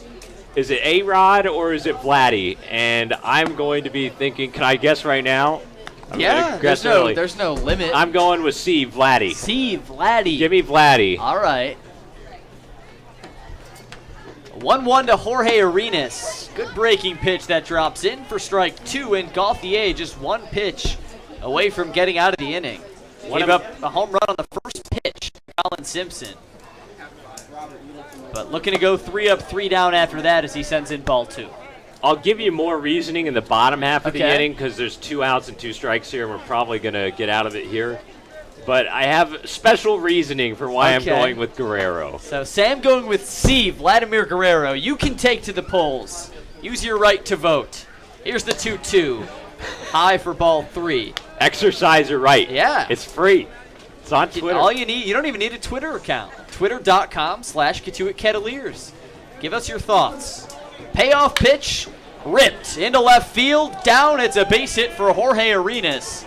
An absolute smoker over to Michael Tolia in left. And with the 3-2 count, Jorge Arenas delivers another man on for Chatham. Now 10 hits on the day for the Anglers. They've scored 6 runs on 10 hits, 9 runs on 8 hits for the Kettleers. And now back to the bottom of the lineup with Kyle McCann, who came in as a pinch hitter in the 4th for Jake Taylor. This is starting to feel like one of these World Series games that we had with the Astros and the Dodgers. So much offense, a lot of home runs, and back and forth. Wild pitch blocked by Woolforth, and Jorge Arenas is going to advance to second, the throw coming late from Woolforth. Feels a little like the All-Star game maybe with the home runs. Or Already even if you want to go with the recency effect, 4 home runs, of course 10 home runs during the All-Star game. We're on track for about 10 today, not sure if we'll make it that far. Here's the 1-0 to McCann. Outside corner, Gauthier gets the call, strike 1. It's 9-6. We're not even halfway through. Kettleers on top, runner at second is Jorge Arenas. He takes the lead, 1-1 count. The pitch, dips down low, ball 2. Let's hear your reasoning, I'm curious. All right. Vladimir Guerrero. Back in the day, and I hope maybe you got a chance to play this game too, because I love playing it. MLB Showdown, the card game. I never played. Swing and a miss there for strike 2. My friends and I in the neighborhood would play this for a few summers in a row back when I was in elementary going into middle school. We loved the game. It was made in 04, 05, and 06, and it was disbanded after that. But in that 05 season, I think I can remember. And there's a punch out for Matthew Gauthier on the inside corner. He gives up a leadoff home run to Colin Simpson. And then a single to Jorge Arenas, but 2 strikeouts for Gauthier, and he preserves the 9-6 lead. Well, I just remember in that 05 season, I think I remember the card for Vladimir Guerrero having the MVP icon, which means if you roll the dice, it was a dice game, and if you roll the dice, it got, say, an out, with the MVP, you could retract it and get a roll again. So you're going off your memory here. Yes. Your photographic memory. You think you saw MVP, so you're going with it. And the game was made in 04 and 05. And so I want to say that it's Vladdy. That's what I'm going to go with. But it could very well be A-Rod as well. A-Rod is scaring me for the trivia, too. We'll see how it turns out. You can take to the polls at Cotuit Kettleers on Twitter. And we will be back in just a few moments for the bottom of the 5th. It's 9-6 Cotuit here on the Cape Cod Baseball Network.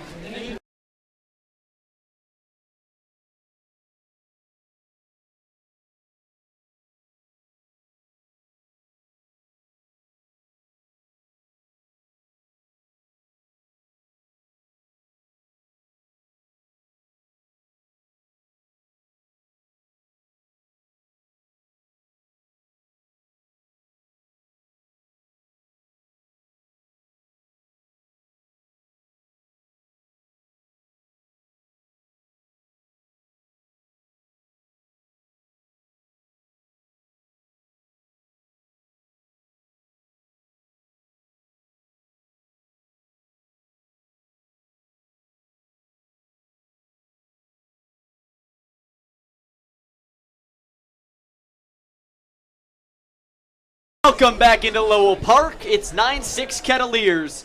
As we head to the bottom of the 5th, Duke Ellis will lead things off for Cotuit, followed by Corey Wood and Brady Smith. As strike 1 dips in, Troy Miller, the pitcher. He struck out the side in the 4th, coming on in relief of Dan Hammer. And here's Miller's 0-1 offering. It forces a swing and a miss for strike 2. Miller coming in red hot, a 1.30 ERA on the season. Looking for his 4th consecutive strikeout here. Troy kicks and deals. Swing and a miss. A 3-pitch strikeout for Troy Miller. He has 4 of them in 4 batters. And his next opponent will be Corey Woods. This kid's on fire. Are you kidding me right now? 4 for 4 with strikeouts right out of the pen. That's advent of the relief pitcher at its best. This kid's a fireballer, good fastball. Kettleers middle of the order running into a buzzsaw here. See if the offense can pick him up because Chatham is charging hard. Still a 3-run ball game. Everybody's hitting the ball. Now it's going to be up to which bullpen can really clamp down, and Troy Miller is doing his part early for the Anglers. If you just joined us, you might be wondering how we got here. With 15 combined runs and 18 combined hits in the 5th as the 2-0 comes in. 2-0 count for Corey Wood. The Kettleers were up 7-0 after 2 innings. 2 runs in the first, 5 in the second, capped off by a 2-run home run from Mike Salvatore. So at that point, 7-0. Chatham responds with 3 in the third. A John Rave 2-run home run being the key play. 2 from Cotuit in the bottom of the third off of a home run from Brady Smith. And then 2 runs in the fourth for Chatham. Spencer Torkelson with a double. As ball 4 comes into Corey Wood, a 4-pitch walk. So you won't see that one too often. 4 strikeouts capped off by a 3-pitch strikeout. And the next batter gets a 4-pitch walk. Corey Wood now at first. And then Chatham scored 1 in the 5th on a home run on the first pitch of the inning by Colin Simpson. So here we are, a crowded line score, 6 runs on 10 hits with 3 errors for Chatham, 9 runs on 8 hits, 2 mistakes for Cotuit. Runner on first for Brady Smith. He takes a first pitch strike. Fans, remember, you can answer our trivia question. Go on Twitter, take to the polls at Cotuit Kettleers. Our question about the 2005 AL MVP race, where Mike Roberts' son, who joined us here in the booth yesterday, Brian, got some votes, didn't end up winning, so our question is simple: who won that year? David Ortiz, Big Papi, Manny Ramirez, Vlad Guerrero, or A-Rod, Alex Rodriguez? Sam going with C, Vladimir Guerrero. We'll give you the answer in the 8th.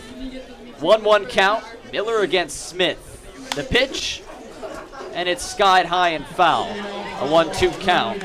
Leave it to Corey Wood to stop an opposing pitcher out of the bullpen who struck out 4 consecutive batters and work a 4-pitch walk, making now 6 consecutive games that Corey Wood has reached base successfully for the Kettleers. How about the guy at the plate today, Brady Smith? He scored 2 runs, has a single and a home run today. 1-2, 1 out. Miller's going to throw to first for the pickoff. That's Kyle McCann at first. Came on in a defensive substitution. And the count stays 1-2. Smith in the sun, Miller the pitcher in the shadows. He's going to turn to first and fire. Corey Wood just back in the nick of time. Kettleers in the Military Appreciation Friday bright red uniforms, camo caps, the normal white pinstripe pants. Just the second home game on a Friday this season.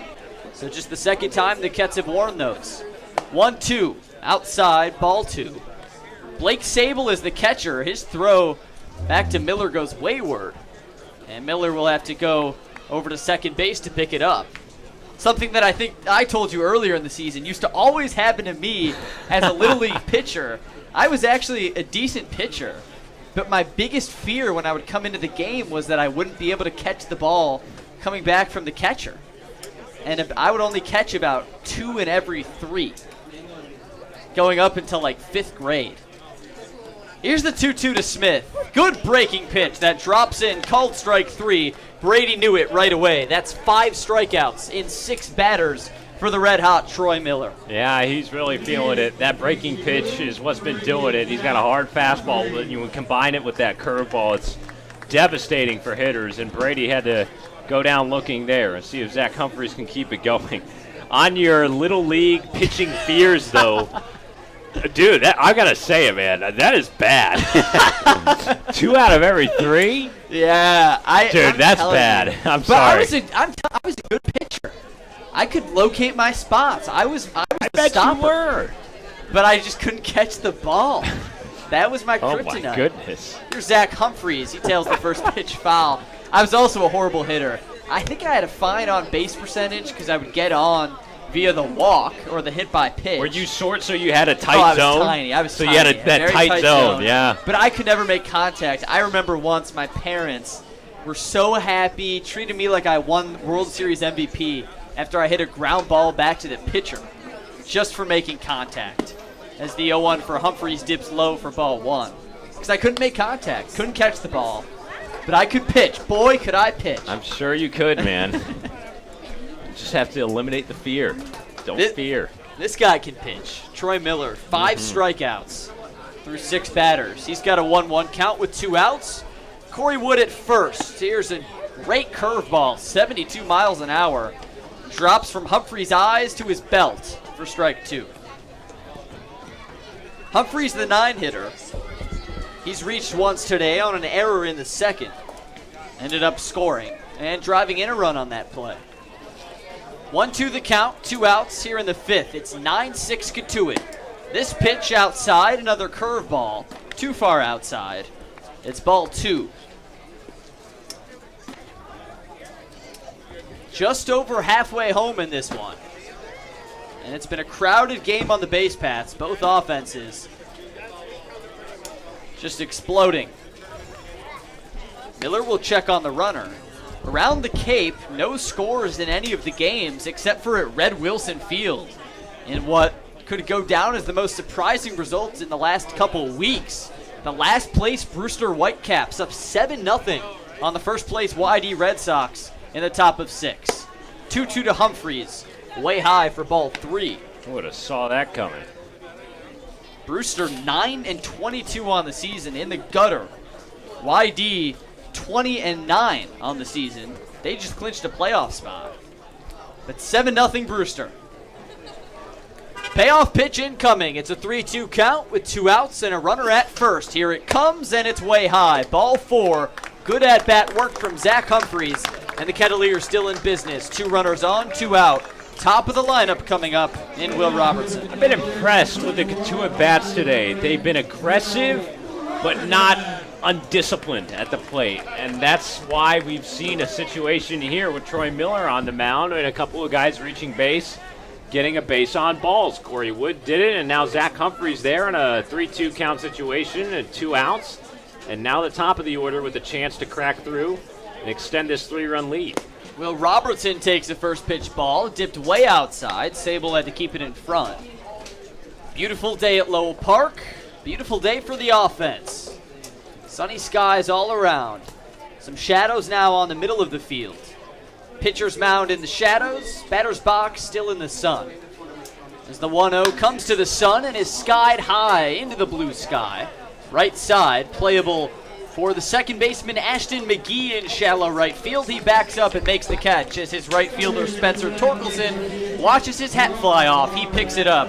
And the Kettleers with no runs in this inning for the second consecutive time, but they still lead it 9-6 as we enter the 6th. This game will continue in a few minutes right here on the Cape Cod Baseball.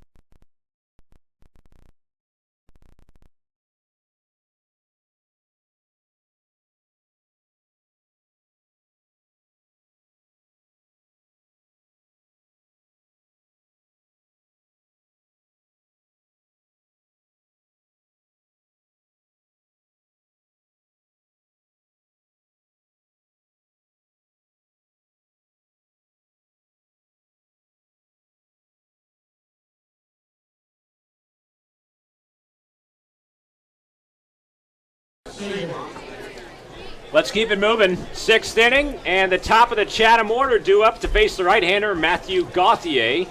Ready for his second inning of work out of the bullpen. Kettleers lead 9-6. Blake Sable, the leadoff man, standing in from the left side. Takes a fastball down in the dirt for ball 1. Cotuit at home. They jumped out to a quick 7-0 advantage. Chatham came back with a 3-run third, making it a 4-run ball game, but Cotuit answering with a 2-run home run from Brady Smith. They went up by 6, but now 3 unanswered scored by the Anglers, 2 in the 4th, 1 in the 5th. And Tom Holliday's side with their high-powered offense charging back into this one. Sabo at the plate, a 2-1 count. The big USC catcher that started this game in left field and now is behind the plate takes away for a 3-ball, 1-strike count.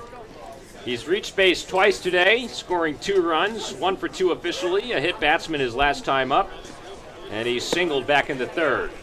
5-pitch walk from Gauthier, who was nowhere close with that last fastball, and Sable will get aboard to start here in the top of 6.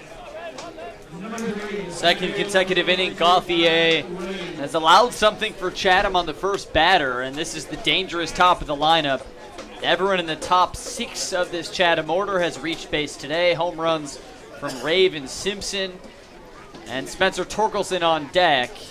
Got to be careful. It's 9-6. It was a great start for the Kettleers, but it's not a 7-0 ball game anymore. This is a 3-run game. Might as well be 3-0.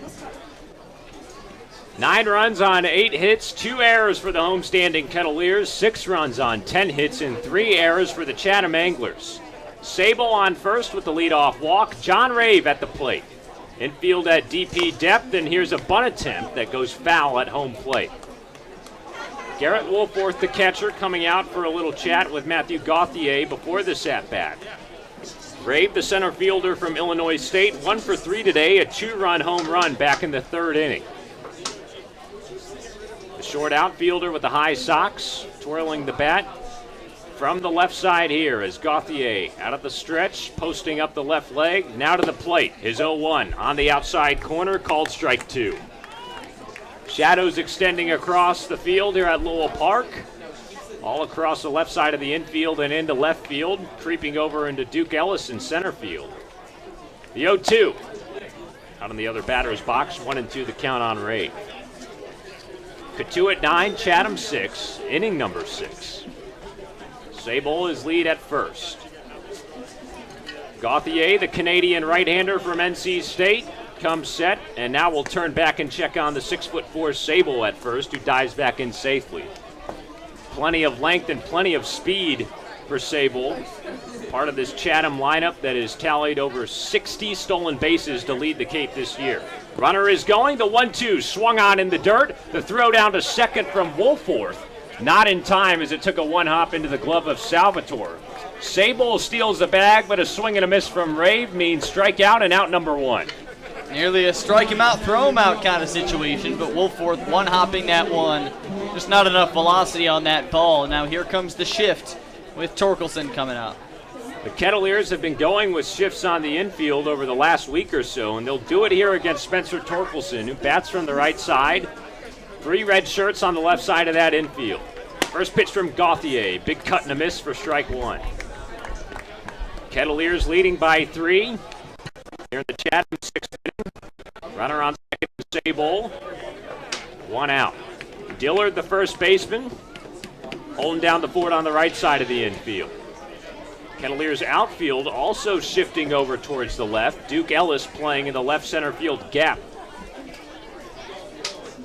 Big gap over into right center as the do-it-all rising sophomore and Spencer Torkelson at the plate. Here's the 0-1 offering. Grounded hard, spiking off the mound and bouncing on the right side of the infield. That is an infield base hit for Spencer Torkelson. Sable moves up to third, and now concern for Matthew Gauthier as that ball was pierced onto the mound and it ricocheted off of Gauthier's ankle. Went about 25 feet into the air and then bounced to the right of the mound. Everybody's safe, and Gauthier now getting his ankle checked out by Craig Moody, the Cotuit athletic trainer. Pitching coach Jerry Weinstein out there as well. That might have been the highest I've ever seen a ball ricochet into the air. I think your estimate of 25 feet is about right. That's got to hurt for Gauthier, an absolute stinger, and looks like he's going to have to come out of the ball game. And he had no idea where the ball is. So Torkelson reaching easily, and Sable moving over to third. Hope Gauthier will be okay as he trots out. Gauthier walking back to the third base home dugout. He will exit this ball game with 1 out here in the 6th inning. Chatham down by 3, bringing the tying run to the plate, and the Kettleers will have to go to the bullpen after the injury. It'll be a new pitcher coming out next. We'll get you the name when we return. Kettleers lead 9-6 here on the Cape Cod Baseball Network.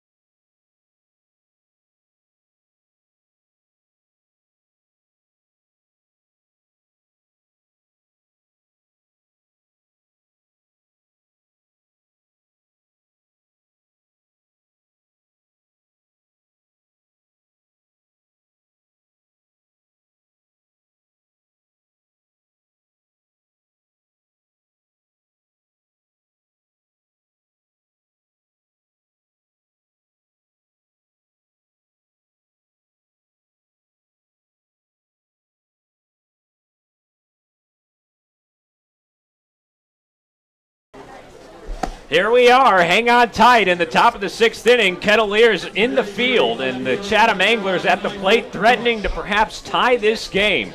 Runners on first and third, only one away in the inning, and a new pitcher out of the Cotuit bullpen. It's the left-hander Ryan Smith from Princeton at 5'11". He'll come on to relieve an injured Matthew Gauthier, who took a hard single off an ankle and exits this ball game. Torkelson on first, Sable at third. And the new batter is Michael Bush. The cleanup man of the Chatham order takes a curveball away for ball 1. Ryan into the game, his 12th appearance of the year, 1-0 with a 5.92 earned run average. The little lefty out of the stretch, now to the plate. His 1-0, hit in the air foul off to the left side to even the count. 13.2 innings pitched on the season, 13 strikeouts, 14 hits allowed, and 12 walks for Ryan Smith. Jerry Weinstein, the pitching coach, going into the pen. The Kettleers up by 3. There's a fastball on the outside corner for strike 2. You mentioning Jerry Weinstein reminds me. Remember after that Hyannis game, the 9-5 win on Saturday, 13 walks, a few errors. You said, "Good game, coach," and he said, "That was one of the worst played games I've ever seen." Yep. I have a feeling after today with some of the bad pitching, the 5 errors already, he might have a similar sentiment, win or lose. 9-6 Kettleers here in the 6th inning. Chatham at the plate. Runners on first and third with 1 out. Michael Bush, the batter. A 1-2 count as Smith looks in and gets the sign. His 1-2 upstairs at the letters. An 87-mile-an-hour fastball. Smith, not a velocity kind of guy. He's got a good little curve. He'll sit in the mid to high 80s with his fastball. He's looking for a ground ball here. Infield at double play depth. And another throw over to first to check on Torkelson. You know that Chatham likes to run. They lead the Cape League in stolen bases. We saw Sable swipe a bag earlier. We saw him get caught in a pitch out and still be able to steal second. And a similar situation with runners on first and third. Fastball just off the plate to run the count full on Michael Bush. You think Chatham might have a similar idea, but now the focus will be on the batter with a 3-2 count. Torkelson taking his lead at first. Smith to the plate. Missing away with a fastball. Bush thought about offering at it. Instead, he holds up in time, and now the bases are loaded with just 1 out and the potential go-ahead run at the plate in Colin Simpson. All right, you said it. Hang on tight, and now Colin Simpson, who might be the hottest hitter on either side, comes in. Now with his 2 for 3 today and the home run in his last at-bat, he's 17 for his last 31. First pitch to him. Breaking ball that runs up and in for ball 1. Simpson, stocky at 5'9", 215 pounds from Oklahoma State. Head coach Tom Holliday, knowing Stillwater pretty well after spending 26 seasons in the OK State program. Big fan of the miss from Simpson there on a fastball away, and Smith evens the count. 9-6 Kettleers. Trying to hang on to this lead. Bases loaded for Chatham. They've scored 3 unanswered, down by 3, trying to level up this game. The 1-1, little bloop single on the infield, taken by Salvatore at second, stepping on the back for 1 and relaying on to first for a 6-3 unassisted double play. What about Mike Salvatore coming on to make a big defensive play, and the Kettleers escape the jam. Ryan Smith comes on and getting the bases left loaded against Chatham as we head to the home half of 6. Cotuit 9, Chatham 6. Here on the Cape Cod Baseball Network, this is Cotuit Kettleers Baseball.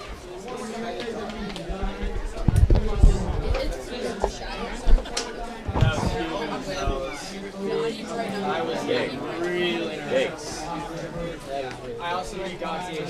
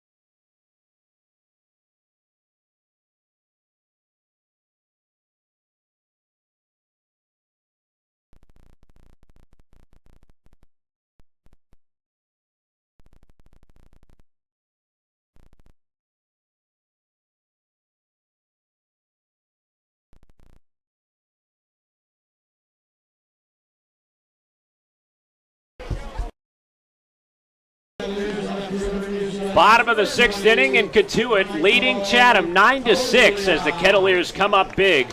Ryan Smith out of the bullpen forcing a double play. Mike Salvatore getting the force at second himself and then throwing on to Dillard at first to escape a bases-loaded jam. That was a big goose egg posted up to stop the Chatham charge. They had scored in 3 consecutive innings. In a 3-run ball game now as the Kets at the plate will try and find a way to figure out Troy Miller, the right-hander out of Michigan, who's worked 2 innings, striking out 5 already. Faces off against Tolia, Dillard, and Salvatore here as Michael stands in with a 1-1 count, missing breaking ball there from Miller. Sam Niederman alongside Sam Brief. What a wild one it's been. Kettleers led 7-3 and then 9-3, now 9-6. Here in the bottom of 6 and a 2-1 count on Tolia, who looks at another bad breaking pitch. This one's been nuts, and I have a feeling we're not quite done yet. This is not going to be a 9-6 final. Certainly doesn't feel that way. Miller winds up his 2-1. Fastball just missing, low and away. And a 3-1 count on Tolia. Switch hitter batting from the left side. 1 for 3 on the day, an RBI single back in that 5-run second for the Kettleers. The 3-1 launched high in the air, playable in shallow right center field. The second baseman McGee giving way to the center fielder Rave, who will come in to make the catch in the sun. 1 down here in the bottom of 6. A few times today now we've seen Tolia get under balls, and I know that's what Coach Roberts doesn't want to see. He wants him to drive it instead of get under it. He had a nice drive back in the second, but that time a pop fly. Now Thomas Dillard, 1 out and nobody aboard, and the Kettleers leading by 3. Swings at the first pitch and fouls it into the parking lot. All the talk, speaking of pop flies, all the talk around Lowell Park today, both among the interns and among some of the players. The trainer Craig Moody asked me earlier if I had seen this. The stat going around social media about Joey Votto and how he's popped the ball up just 7 times since 2010. It's crazy. Dillard hacks at an 0-2 pitch and fouls it just down the right line of the infield. And according to this stat, the MLB average with the amount of at-bats Votto's had between 2010 and now, the average MLB player would have 127 pop-ups to his name. This is on the infield, an infield pop-up. Yep. Not a fly ball, just an infield pop-up, and Votto has 7. It's crazy.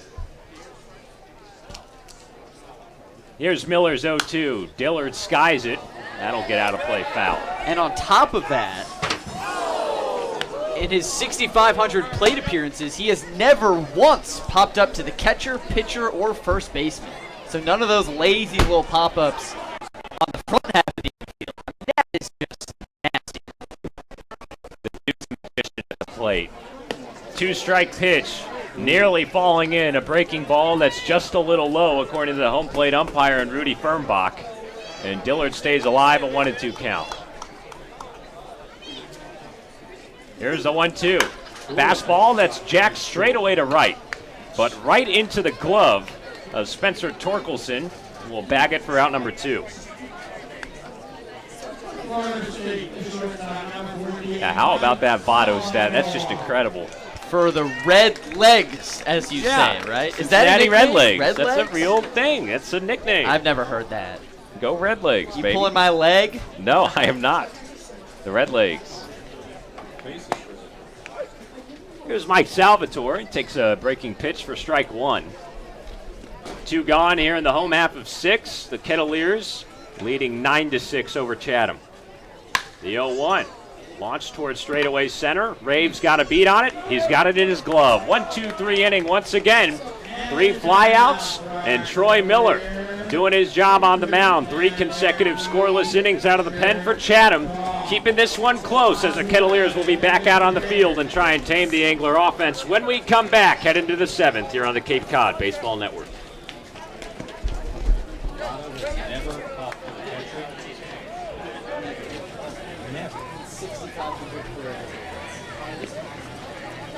My favorite player. So good. 7 pop-ups in the infield. So good. 6,500. The average MLB player would have 100 points.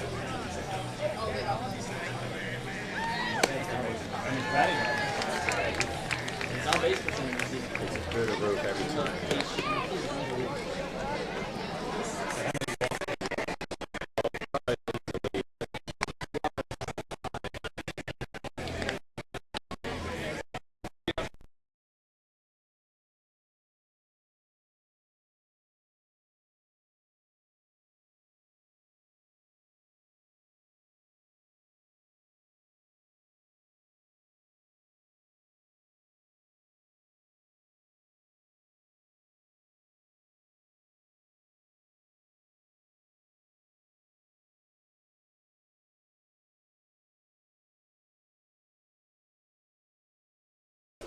Top of the 7th inning, and the Kettleers still in front against the Chatham Anglers. 9-6 our score. Ryan Smith, who got the big double play to get out of a bases-loaded jam in the last frame, will work this full 7th inning. Facing off against Greg Jones, Ashton McGee, and Jorge Arenas. As a left-hander kicks and deals. First pitch curveball in there for a called strike. Jones, the shortstop, batting from the right side here. Kettleers infield creeping in at the corners. It's a big swing and a miss. Curveball on the dirt, 0-2 the count. Smith, the third baseman, on the grass. Dillard, the first baseman, now a little more back in the dirt. With 2 strikes, and the option to bunt might be taken away from Jones. Another changeup in the dirt that time from Smith. 1 ball and 2 strikes. Kettleers leading 9-6, scoring 2 in the first, 5 in the second, and 2 in the third, but nothing since then. As there's a wayward curveball from Smith in the other batter's box. 2-2 on Jones. Chatham with 3 in the third, 2 in the fourth, and 1 in the fifth. They've scored 3 unanswered. Fastball dips low and in. Full count now on the leadoff man. Cotuit, powered by that 5-run fifth. 2-run home run by Mike Salvatore. Another foul ball at the plate from Jones, stay alive. And a 2-run home run from Brady Smith. Both of the Florida representatives, of course Smith from the University of Florida, Salvatore from Florida State, tallying their first home runs of the year. Another full count pitch, way upstairs, and Smith walks the leadoff man, and Chatham will have another good opportunity to start the 7th. That's 3 consecutive innings with a positive Chatham result on the leadoff batter. They've had the tying run at the plate a few times, and these guys aren't done. An explosive offense. Credit Chatham for getting back into this game. A 7-0 game after 2 innings. Easy to just chalk it up as a loss, throw up the white flag, but these guys have battled back, and they've done it with a lot of power, a lot of flash. After the leadoff walk here in the 7th, Jerry Weinstein will come out to the dugout and motion for a pitching change. He says he's seen enough. Ryan Smith will give the ball over to Coach Weinstein, and the Kettleers will go to the bullpen with nobody out here in the 7th. Chatham a runner on, and a 9-6 Kettleer lead. We'll have the new arm for you when we return. You're listening to Cotuit Kettleers Baseball here on the Cape Cod Baseball Network.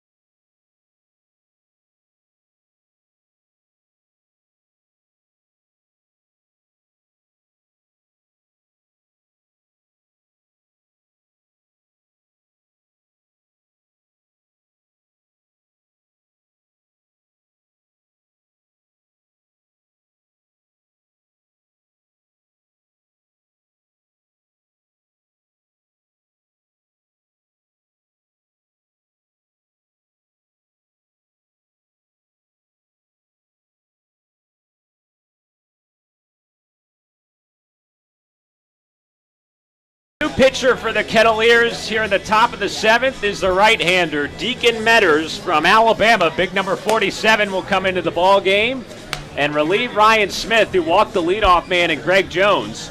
A runner on first base, nobody out, and it will be a pinch hitter to come to the plate for the Chatham Anglers, Tristan English. A first baseman from Georgia Tech at 6'2", a right-handed batter, will face the right-hander out of the pen and Deacon Metters. A little bit of a chess match there as Jerry Weinstein pulling a southpaw on Ryan Smith. And now Metters will come out of the bullpen, making another appearance for the Cotuit Kettleers. He pitched last in the first game against Harwich, his 12th game of the year. And it was a rough one against the Mariners back on Monday. He only lasted a third of an inning, allowing 2 runs on 3 hits, striking out 1, facing 5 batters. Deacon a 1-0 record, 4.56 earned run average, pitching in 23 2/3 innings this season, allowing 24 hits, striking out 25, and walking 9. Tristan English, the pinch hitter. Kettleers up 9-6. And boy, oh boy, you get the feeling this one's going to be wild, and Chatham is really pressing the Kettleers here late in this one. Well, it already has been wild, and that's not going to stop anytime soon. Second consecutive inning where down 3 runs, Chatham has really threatened the Kettleers with no one out, a runner on. Easily Metters could get out of this with a strikeout or a double play ball. This Chatham offense has so much pop. They're not going away anytime soon. Metters out of the pen, a runner on, nobody out. First pitch to English in the dirt, and the speedy Greg Jones running down to second, and he dives in safely as Garrett Wolforth, unable to control a bouncing curveball there. He had a chance to throw, but Jones aggressive on the base paths, and he'll swipe a bag to move up into scoring position. That guy's a stud. 15 steals now on the season. Lightning quick. He really is. Running like a deer out there. 1-0 count, runner on second base. 3-run ball game. Ground ball, 1 hop at Salvatore, and it goes off the heel of his mitt, and he did not know where it went. He thought it got through his legs. Instead, it was right below him. He was looking around to the outfield, and that will allow the runner in English to reach base. The pinch hitter gets aboard. Roll that an E6, the 3rd error on the day for Cotuit, and 2 aboard for Chatham. That one's got a sting for Salvatore, not only because he muffed it, but looked kind of silly looking for the ball when it was right at his feet. And unfortunately, sometimes that happens. You see it all the time with catchers, especially with all the catching gear they have to look through. An unfortunate error. Now 6 errors today between these two sides. English aboard at first after the E6. Jones at second, nobody out. Kettleers lead 9-6. Now Jorge Arenas, who tails one back foul, an 0-1 count. You said Greg Jones runs like a deer.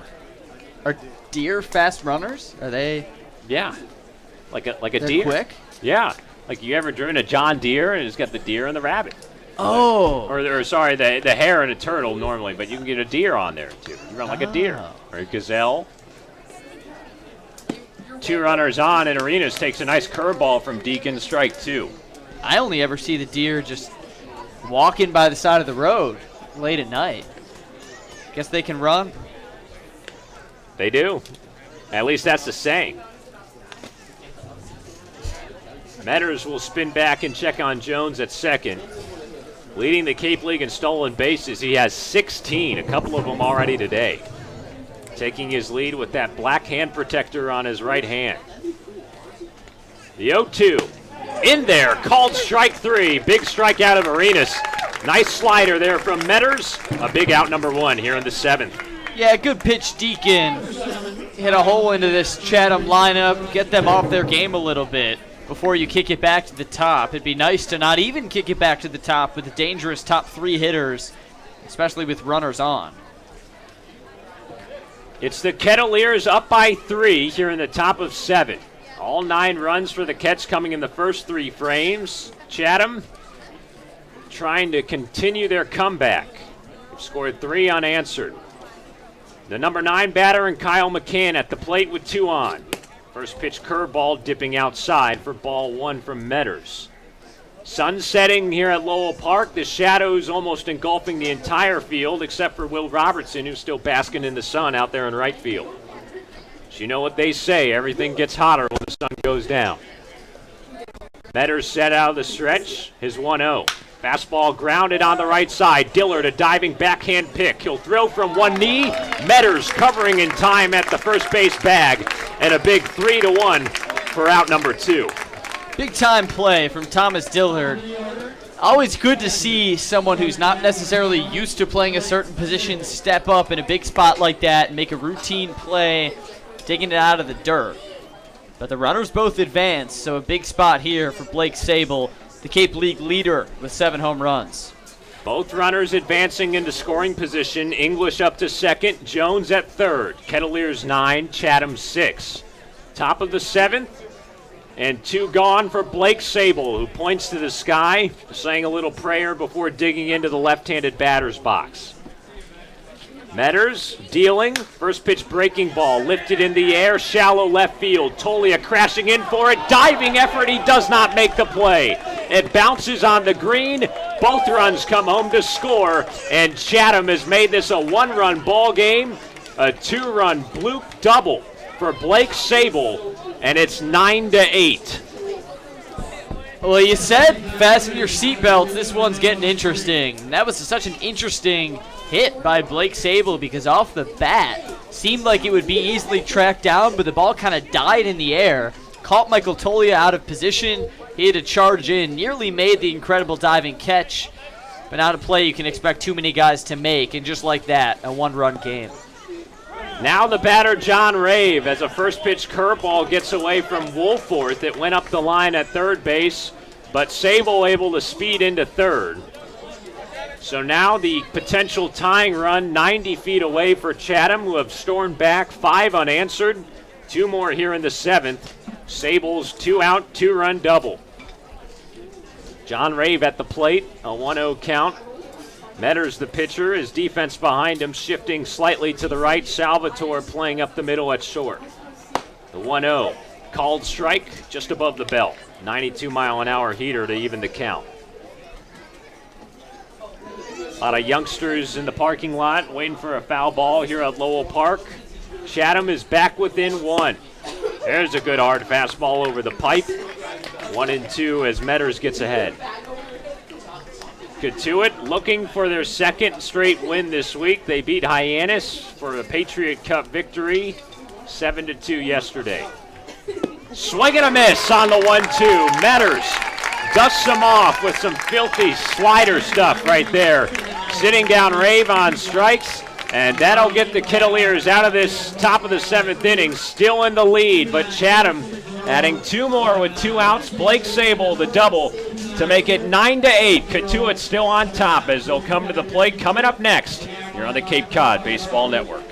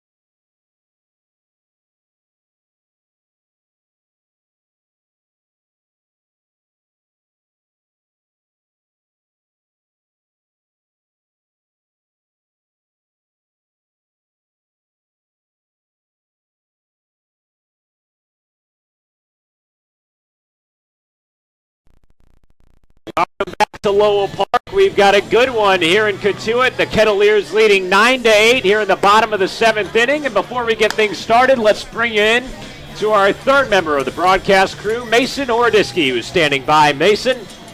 Thank you, Sam. The Kettleers have looked great these past 2 games as far as an offensive standpoint goes.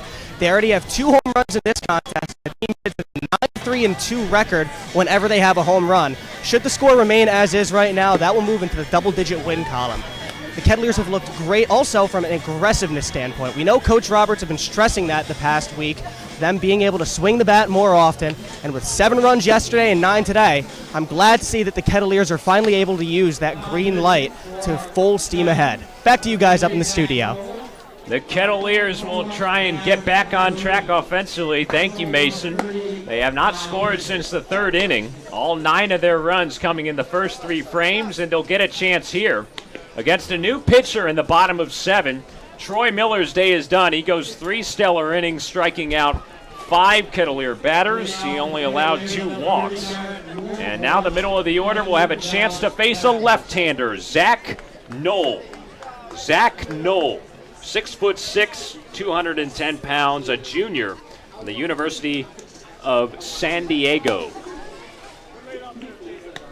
First pitch is a ball to Garrett Wolforth, who starts things off. 1-0 count to the number 5 hitter in the Kettleer lineup. Duke Ellis and Corey Wood also due up.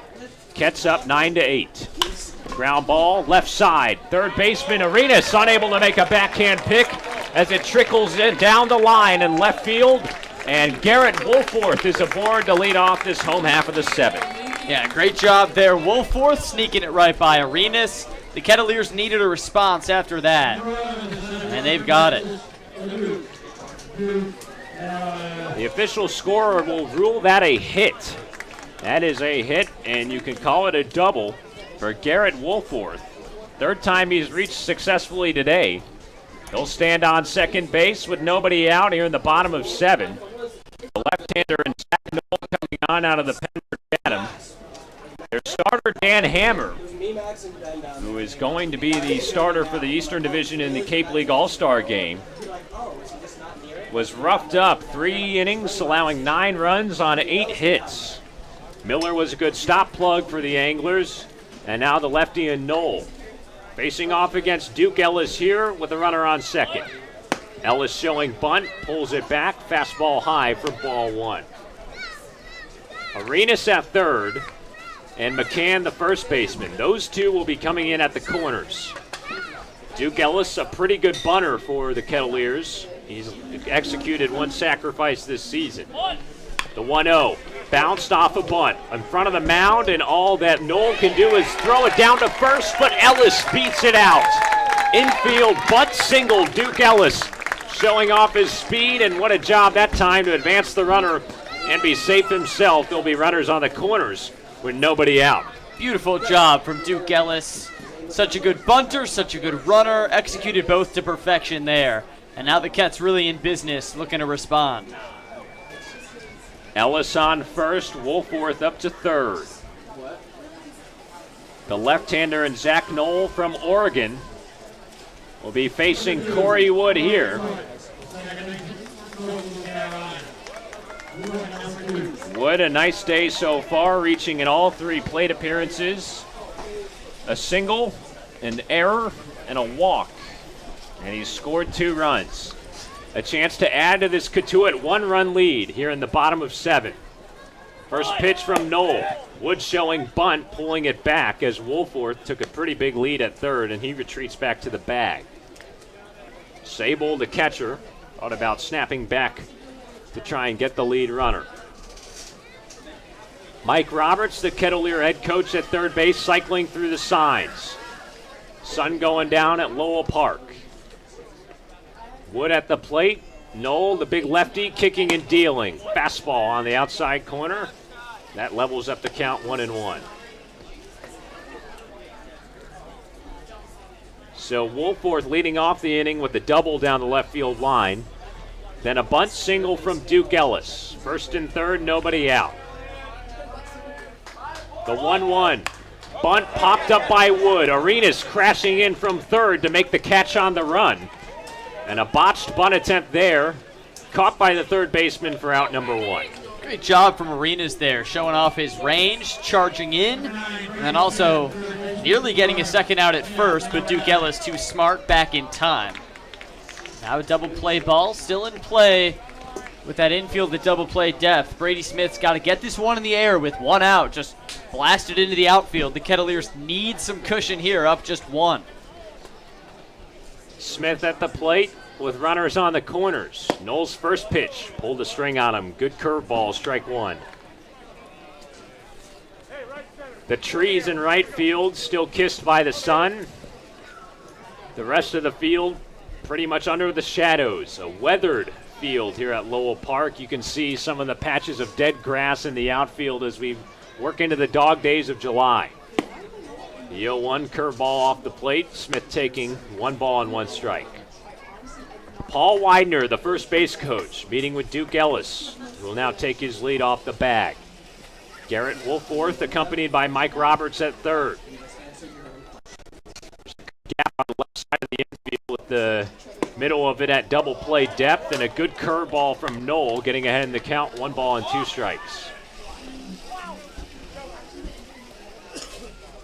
Smith at the plate. He was responsible for the last 2 runs for Cotuit.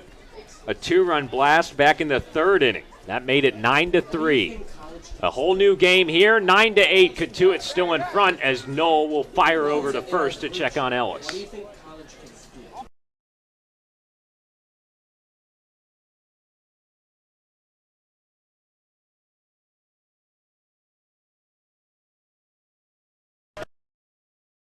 Brady down, unable to get the ball in play with runners on the corners. Second out of the inning, and Zach Humphreys will be the last chance here for Cotuit. So now Kettleers in grave danger of leaving 2 men on base in a runners on the corners, no one out situation. That can't happen. So let's see if Humphreys can change it. Knoll comes set. Humphreys at the plate. Pitches outside for ball 1. Chatham scored 2 in the top half of this inning. Blake Sable's 2-run double with 2 outs, pulling the A's back within 1 run. Kettleers looking to pad themselves here. The 1-0 in there. Called strike at 88 miles an hour on a fastball. Zach Humphreys at the plate. Reached on an error and scored back in the 2nd. Walked his last time up back in the 5th inning of play. Worked that walk against Troy Miller, who went 3 scoreless innings out of the pen for Chatham. It's Zach Knoll on the mound here. His 1-1. Just off the plate, ball 2. Big left-hander will be transferring to Oregon next fall. Coming on to try and keep this at a 1-run game for the visiting Chatham A's. Runners on the corners, the 2-1. Hacked back foul by Humphreys. Good situational pitching here from Knoll. Gave up the double, the bunt single, but then he's been hitting his spots well, jamming these Cotuit hitters in a situation where any hard contact would bring home the run. He's forced nothing but these little fly balls. And, of course, the strikeout of Brady Smith. The 2-2 with 2 outs. Ellis going, and it's fouled off on the right side near the Chatham dugout. But it will get out of play, and Humphreys stays alive.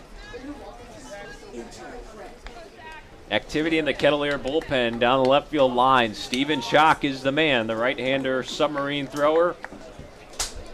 He's getting loose with Brady North. Ellis at first, Wolforth at third. 2 outs in the bottom of 7. Kettleers up 9-8. A 2-2 count to Humphreys. Here's the pitch. Hit in the air. This one will be spoiled foul on the left side. Look at Blake Sable behind the plate. The rec specs on underneath his catching gear. He puts back on the mask. And will get set as the home plate umpire, and Rudy Fernbach will say, hang on, gentlemen. All right, play ball. Big chance for Cotuit. Runner going again as the 2-2 tailed high in the air. Foul territory right side. English makes an underhanded grab in foul territory for the final out of the inning. So the Kettleers get the first 2 runners aboard in this inning, but strand them at first and third as we head to the 8th. Still just a 1-run ball game with the Kettleers in front. And we'll have the rest of it coming up next here on the Cape Cod Baseball Network.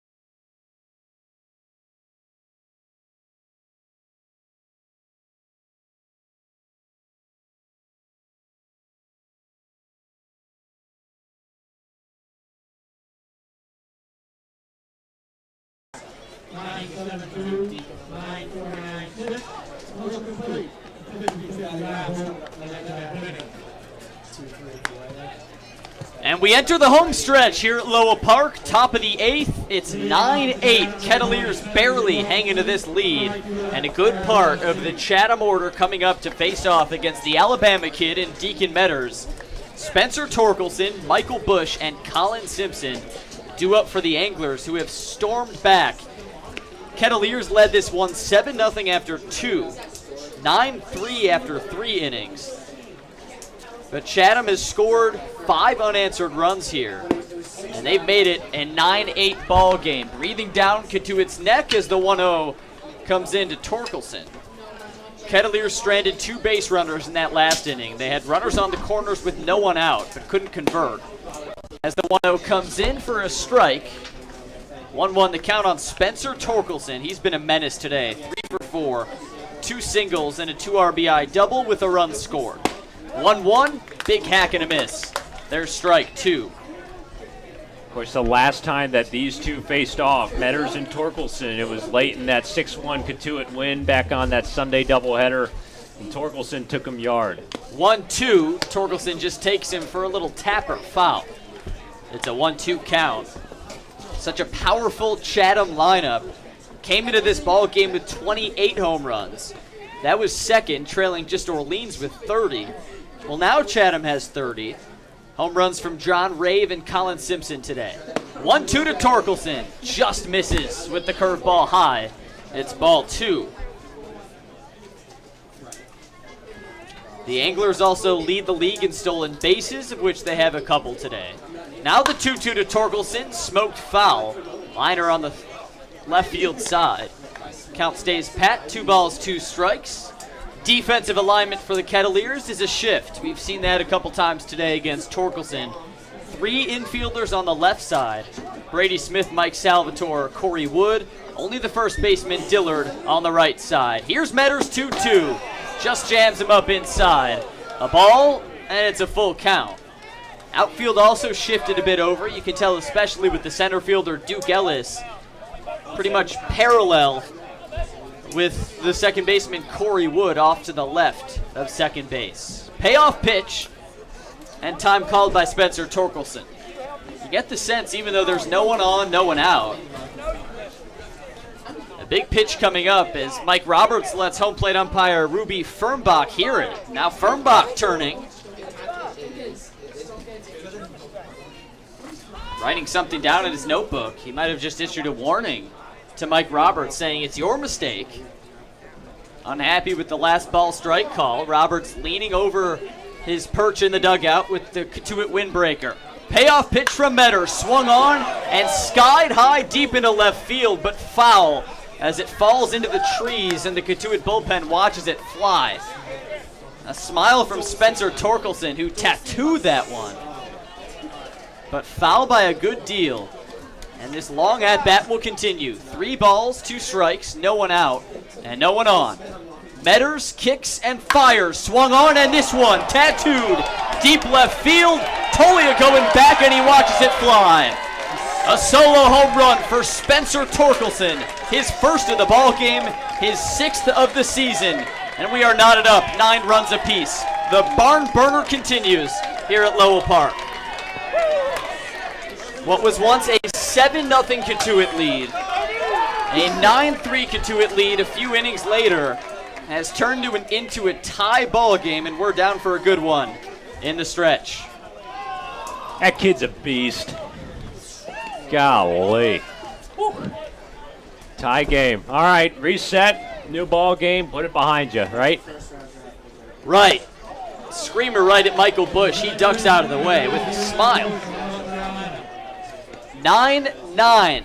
Chatham has scored in every inning from the 3rd to the 8th with the exception of the 6th. And now Jerry Weinstein comes out of the dugout for a chat with Metters. Steven Schock is warming up in the bullpen. Not sure if Weinstein will turn to him here. How about Chatham coming back, and how about Spencer Torkelson? The only ball he hit harder than that home run was the foul ball right before it.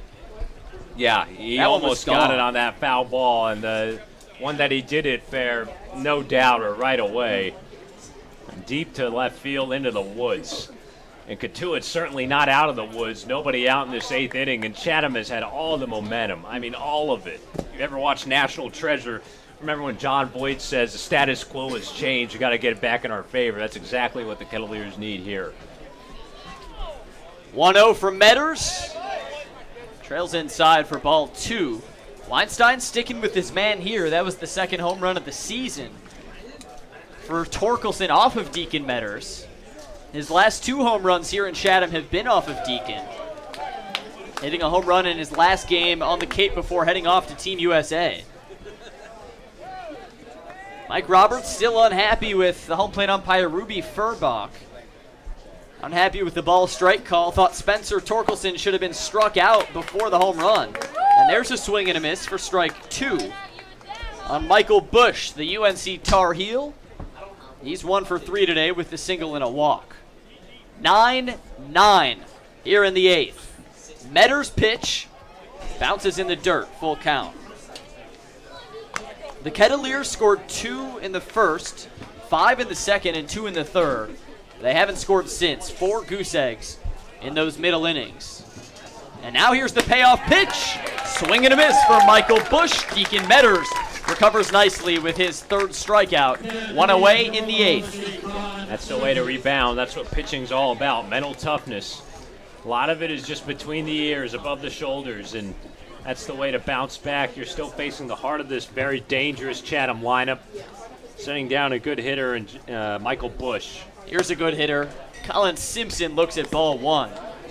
Simpson 2 for 4 today, 2 runs batted in, including a home run to lead off the 5th inning. The Oklahoma State Cowboys sets and takes a hack at that one, but tailed off foul. A 1-1 count.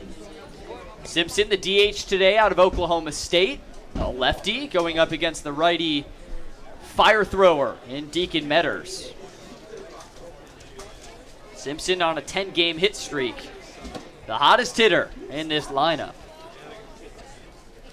1-1 count. Metters posts the leg and fires. Screamer right back to Metters. He takes it off the thigh, and it's going to slowly spill into left field. Colin Simpson reaches base on an unconventional single. The 14th hit of the ball game for Chatham, and this inning continues with 1 out. Glad that Deacon is okay. That was a little scary because he came, when he finishes his pitching motion, you're completely exposed to home plate. And that one got him square on the meaty part of the front thigh, I believe. Ricocheted over to where the shortstop would be and into left field. And either way, like that'll Coach do Weinstein's going to go on for a pitching change. Steven Schock gets the nod from Weinstein. He'll come out of the bullpen as Jerry takes the ball from Deacon Metters. We'll be back in a moment with the pitching change. 1 out in the 8th. It's Cotuit 9, Chatham 9. A good one here on the Cape Cod Baseball Network.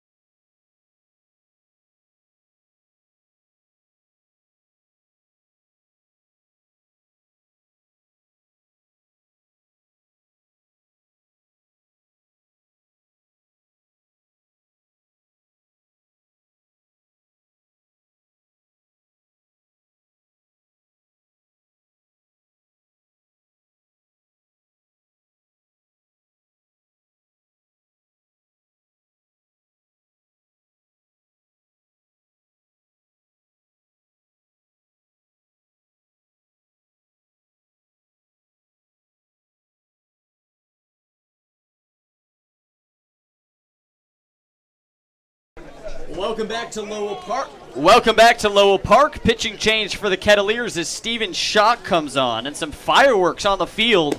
Tom Holliday was yelling at the home plate umpires from his perch on the first base side.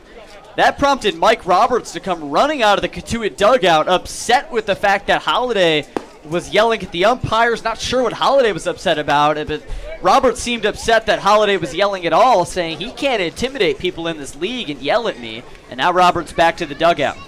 Well, here's what happened.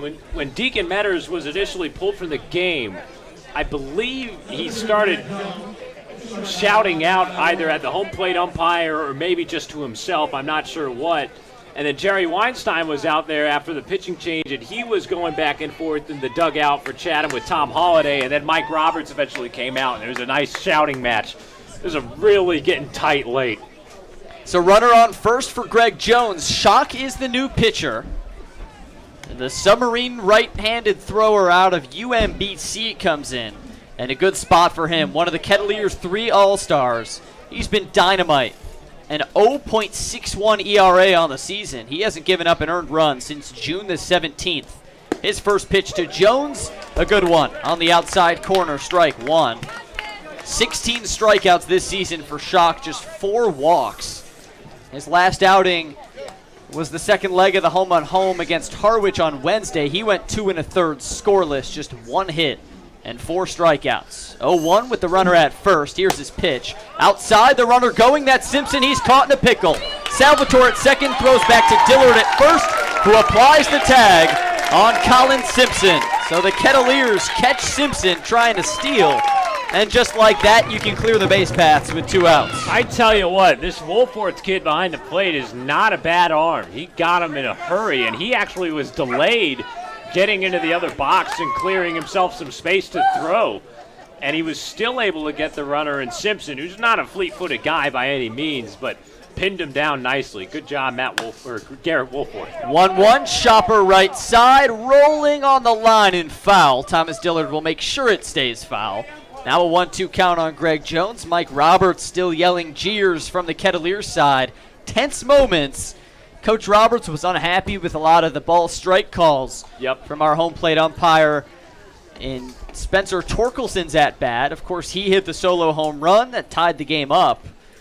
Jerry Weinstein came out for the pitching change. Tom Holliday wasn't too happy about something, and then Mike Roberts retaliated.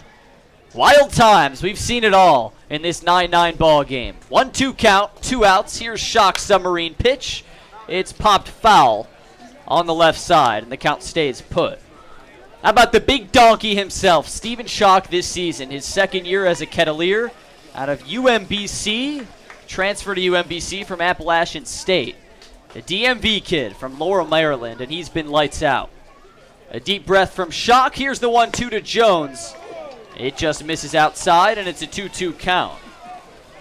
Greg Jones today, 1 for 3 from the dish, a single and a walk. He's scored one of the Chatham 9 runs today.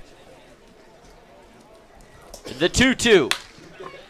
Ground ball, right side, right through the 5-hole of Adam Oviedo, who's now at second base. The error on Oviedo will allow Jones to reach. That's the 4th error today for Cotuit, 7th between these two sides.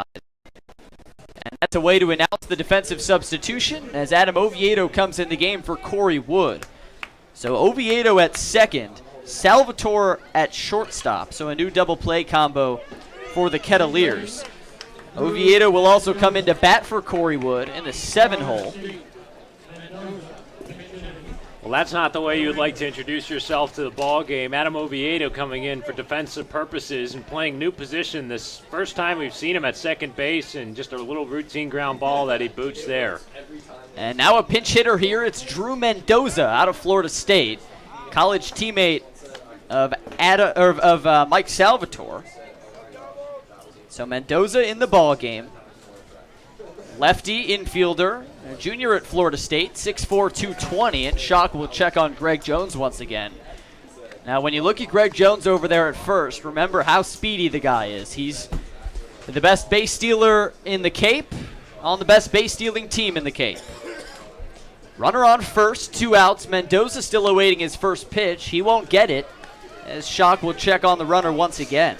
It's a 9-9 ball game here in the 8th. Kettleers once up 7-0, but Chatham has stormed back behind 3 home runs. It's a tie game here in the 8th. Here's Shock's first pitch to Mendoza. It's skied foul over the third base grandstand by the Kettleer kitchen, serving up some good hot dogs on a buttery, toasty roll. It's a good toasted roll, by the way. That's a good one, yeah. Had a few of those hot dogs the other day. Learned recently that's the New England hot dog is with the bun that looks kind of like bread. Shock checks on Jones again. It's an 0-1 count.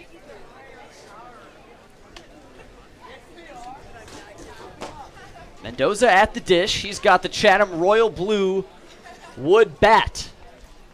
Shock out of the stretch, kicks, and the submarine delivery. It's a pitch out. Wolforth throwing to second. He didn't get him. Greg Jones reaches on a steal. That one was close, and a lot of the Kettleer faithful alongside Mike Roberts unhappy with that call. But Greg Jones with his 3rd stolen base of the game, his 17th of the season, and a runner in scoring position for Chatham. That was close. Another great throw from Wolforth, but unable to get the runner in Jones. And now they're going to intentionally walk Drew Mendoza. So with 2 outs, the Kettleers opting to get a force at first, second, or third. It's a 2-1 count as Wolforth signals the intentional walk.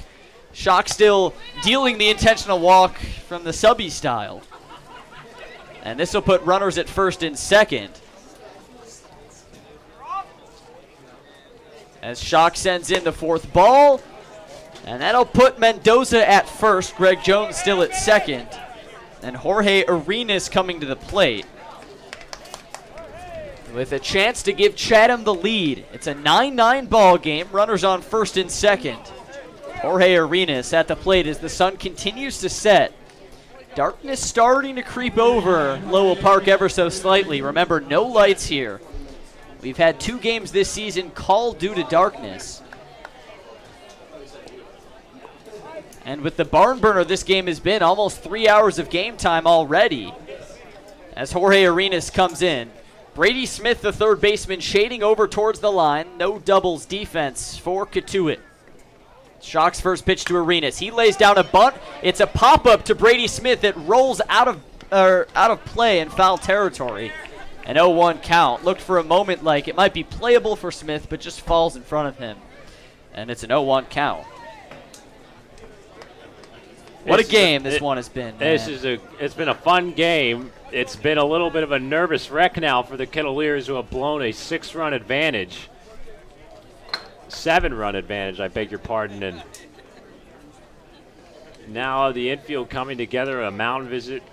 Everybody trying to get on the same page. Kind of an awkward situation where you have to force guys to adjust. You got Adam Oviedo out there at second, a shortstop by trade. Stephen Shock on the mound working with Garrett Wolforth for the first time behind the plate.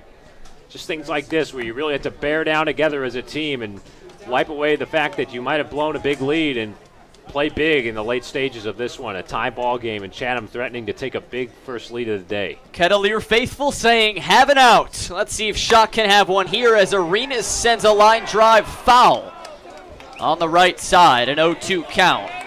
2 foul balls from Jorge Arenas, and now a chance for Shock to escape some trouble. It's a 9-9 ball game.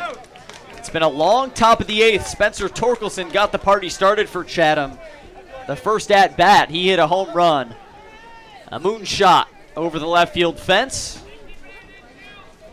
And Jorge Arenas looking to give Chatham their first lead of the ball game. Stephen Shock will try and shut it down with 2 runners on. 0-2 count, 2 outs.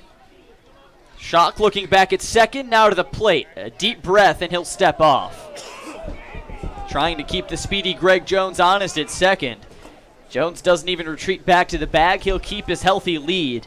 He's got the high socks and a dirtied up Chatham uniform. The true mark of the speedster. 0-2 count. Shock ready. Here's the pitch. It trails outside for ball 1. 18 runs between the two sides. 24 hits. 7 errors. a stuffed box score. And we still have another inning to play.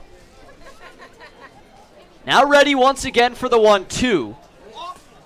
Shock out of the stretch. Here's his pitch. Poked into shallow right field. Coming over the right fielder, Robertson. It gets by him into the hands of Duke Ellis. Throw home, not in time. Greg Jones scores. And Chatham takes their first lead today, 10-9. The Anglers have stormed back from down 7 runs and taken the lead here in the 8th. RBI single from Jorge Arenas. Just a little blooper into right. And it's a 10-9 ball game. Still 2 runners on with 2 outs in the 8th. Well, a little bloop single like that just about sums it all up. That's the kind of play that Chatham were going to take the lead on, and Arenas just able to serve it out there into shallow right field. A good effort by Robertson to try and dive for it, but it was going to be a tough play from the time that came off the bat. And once again, Chatham proving their mettle, their offensive prowess. A big comeback here, and everybody's stunned at Lowell Park. Kyle McCann takes ball 1.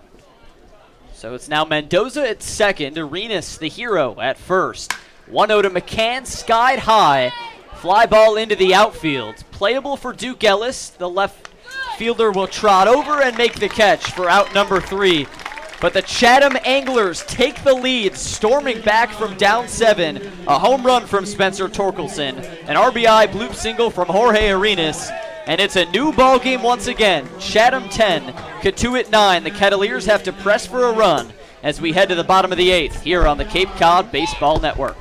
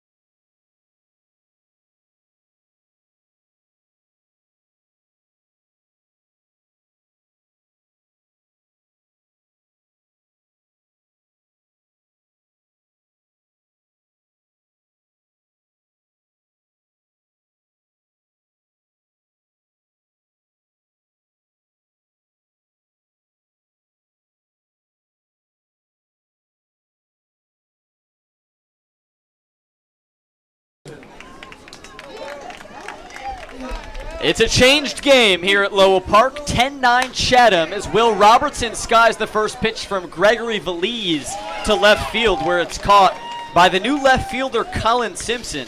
So a whole host of defensive changes for the Anglers to get you caught up on.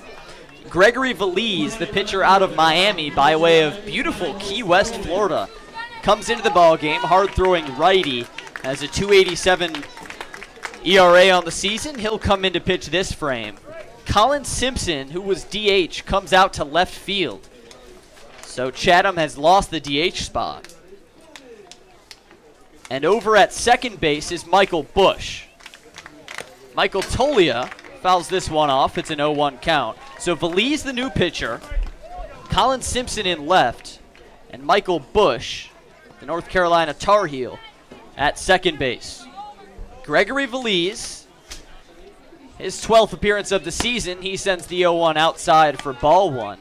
His last outing was a disaster against Hyannis, gave up 2 runs, facing just 6 batters in that 12-5 loss. He looks to rebound here, 1-1 the count, and this pitch in the dirt, 2-1. Kettleers need a run, they need it bad. They led 7-0 after 2 innings, 9-3 after 3 innings, but they're down 10-9 here in the 8th. 2-1 to Tolia, fastball down Broadway. There's strike 2. It's been a wild, wild game featuring 19 combined runs, 25 combined hits, and 7 combined errors. As Valise steps, kicks, and fires with the 2-2. It's in the dirt for ball 3. Cotuit was up 9-8 coming into the 8th, but a solo home run from Spencer Torkelson and a bloop single to drive in a run from Jorge Arenas has given Chatham the lead. Payoff pitch to Tolia. It's a swing and a miss. Strike 3. And Cotuit down to their final out of the 8th. How quickly has this game turned? Yeah, the momentum is completely in favor of Chatham. Energy at the ballpark has just been sucked out. It was such a fast start for the Kettleers. 9 runs in their first 3 innings. Up 7-0 to begin this ball game, and Chatham has been resilient. Their offense has kept in it the entire time. Kettleers' offense has gone silent against a good Chatham bullpen, and just like that, a 10-9 game. Swing and a miss from Thomas Dillard. He's in an 0-1 hole. As Valise kicks and deals another strike on the inside corner. It's an 0-2 count. Coming into this game, the Kettleers were 10-1 this season when leading after 7.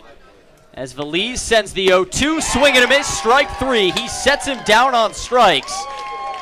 Mike Roberts not happy, but Gregory Valise comes in, strikes out 2, goes 1-2-3, and that's going to be the ball game. This game will be called early due to darkness.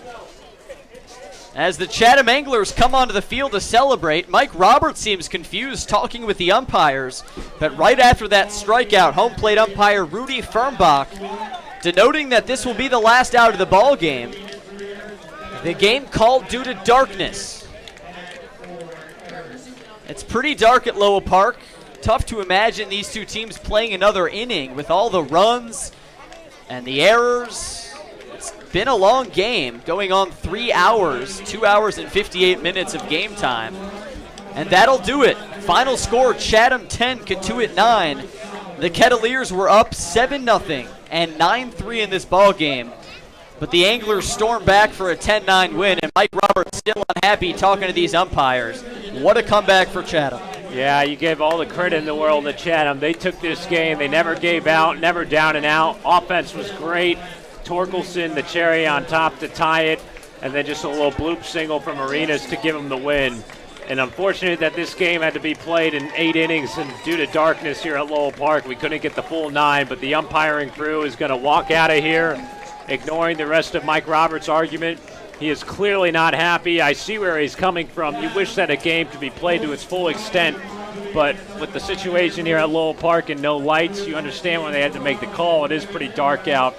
And you see the two managers exchanging a handshake there behind home plate. Coach Roberts not happy with Tom Holliday because they were jarring back and forth in the 7th or 8th inning. I forget which one, top of the 7th or bottom of, I think it was the top of the 8th. They were going back and forth. And of course, Holliday, new to the Cape League. Roberts, a mainstay for 15 years. I think they're trying to smooth over any differences here. I'm sure it'll all be good by the end of this one. But just a terrible day for the Kettleers, just terrible. So the Kettleers coming into this ball game, as I was saying, 10-1 when leading after 7 innings. And Chatham, when trailing after 7 innings, just 1-13 on the season. But they storm back and take this game 10-9. 10 runs on 15 hits for Chatham, 9 runs on 10 hits for the Kettleers. And Tom Holliday, Mike Roberts still exchanging words at home plate. We'll take a pause here. On the other side, we'll have the post-game wrap-up from Lowell Park. The final score, Chatham 10 and Cotuit 9. We'll be right back here on the Cape Cod Baseball Network.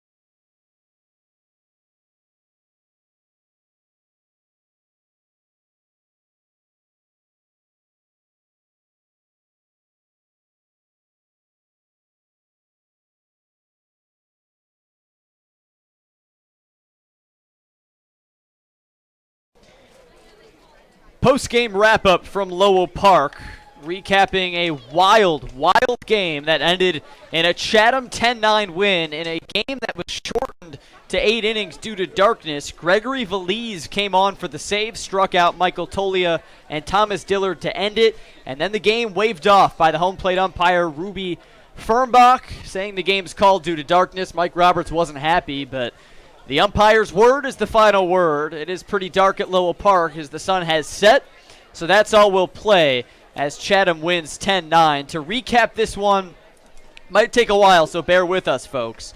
Cotuit started off red hot, 7 runs in the first 2 innings, then another 2 in the third to take what was then a 9-3 lead. And it seemed like it was going to be a Kettleer rout, an offensive party for Cotuit, but Chatham absolutely stormed back, a scorching hot offense. Home runs from John Rave, Colin Simpson, and Spencer Torkelson, those were the key, while the Kettleers put up goose eggs from the 4th to the 8th, and a wild comeback win for Chatham. The game-winning run scored in the top of the 8th, Jorge Arenas driving in Colin Simpson on a little bloop single into right field. That wasn't a very flashy play, but this game was flashy.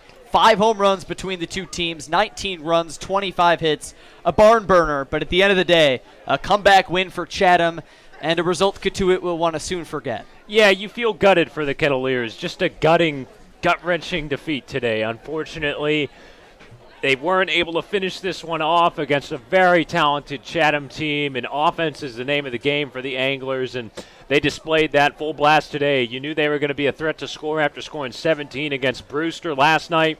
They put up another 10 on the board today in comeback fashion. You love the quick start from the Kettleers. Love the intensity. Love the enthusiasm. Guys stepping up that we haven't seen deliver before.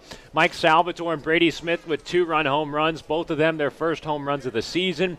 Everything smooth sailing to begin against a really good pitcher in Dan Hammer. I mean, this guy's going to be starting the Cape League All-Star game for the East Division on Sunday.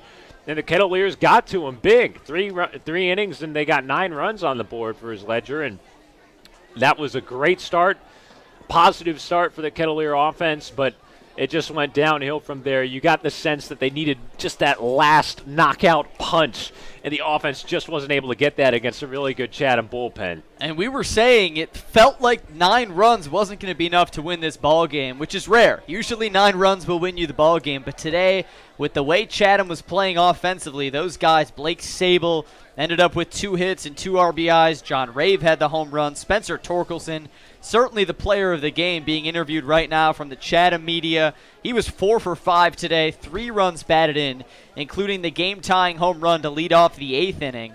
Some controversy in this game. Mike Roberts bickering with the umpires throughout, arguing some balls and strikes. Also had a little spat with Tom Holliday, who was getting feisty with the umpires. This game really had it all. And at the end of the day, it was also a very messy game. 7 errors, 4 from Cotuit, and you're not going to win many ball games with 4 errors. Yeah, messy error, and you really feel for Adam Oviedo, who made a crucial one in the top of the 8th inning that eventually came around to score. That was Greg Jones, who represented the game-winning run. And E4, Oviedo with 2 outs, who was substituted in as a second baseman, a shortstop by trade, to go along with Mike Salvatore for a more defensive-oriented middle infield, and just a routine ground ball that went through the wickets, and that run eventually coming home to score on the RBI single from Arenas. So the Kettleers didn't play their best ball defensively today. Pitching-wise, it was so-so. The offense was there, but Chatham, you give them the credit. They won this game for sure. They took it by the horns, and well-deserved for the A's. I'm sure they're going to celebrate a big road win tonight. So the winning pitcher in this ball game, actually Zach Knoll, who came on to work the 7th. Losing pitcher, Deacon Metters, and the save credited to Gregory Feliz. Just the 3rd time this season that Chatham has played a game that was just a 1-run game. One of the other 2 was here at Lowell Park, the 4-3 walk-off win in 11 for Cotuit. So both Chatham-Cotuit games at Lowell Park this season have been ones to remember. One for Cotuit, obviously the walk-off, that was a lot of fun. Bo Brundage hitting the home run in the top of the 11th inning. But here, one that Chatham will want to remember for a long time, and one that the Kettleers will not want to remember. 10 runs, 15 hits, 3 errors for Chatham. 9 runs, 10 hits and 4 errors for Cotuit. I tell you what, the last time that these two teams get together in the regular season on Monday, that makeup game at Veterans Field, gonna be pretty darn good if we get anything like feisty. That. Feisty. I would say indeed. feisty, yep. It'll be a fun game, and we hope you'll join us then. That's at Chatham, 7 o'clock first pitch on Monday at Veterans Field. So with the loss, the Kettleers will drop down to 14, 16, and 3. They came in 4th in the West. They'll stay around that area. With a Bourne win, they would be tied for 4th with the Braves. Chatham improves to 17, 15, and 2. They're still locked in at the second spot in the East. Before we go off air, let's whip it around the Cape. 7-3 win for Brewster today over YD. A shocker at Red Wilson. Wareham pouring it on Bourne, so I don't think we'll have to worry about a Bourne win. It's 7-1 Gatekeepers in the top of the 6th. 2-1 Hyannis winning in the bottom of the 8th against the Orleans Firebirds, and the Harwich Mariners up 2-0 against the Falmouth Commodores in the top of the 6th at White House Field. Any final thoughts from this wild one? A fun game, I'll say that. This is really fun to be a part of, but unfortunately the Kettleers on the short end of the stick of this comeback by Chatham. You give them a lot of credit, as I've said. They really drove hard to the finish line the entire way, and for the Cotuit Kettleers, you put this one in the rearview mirror. You take the positives away, like the good offense and everybody stepping up and sprinkling in good hits here and there. I thought Seth Schumann was okay today in his 4 innings. The bullpen, unfortunately, unable to keep it held down pat, and an unfortunate result. But, hey, you got a big game on the road at Wareham tomorrow, a team that's had their numbers so far this season. The Kettleers a chance to steal a win before the All-Star break on Sunday. So let's put this one in the rearview mirror and come out and play hard tomorrow. That's all you can do, right? Next up is the Wareham Gatemen. 6:30 first pitch at Spillane Field. We will have the call live from the other side of the canal. Next up for Chatham, they'll head back home to Veterans Field to take on the East-leading YD Red Sox. So thanks so much. I know this has been a roller coaster. Maybe your emotions have gone up and down throughout this one. So thanks for spending it with us. Hope you have a pleasant Friday night, a great weekend.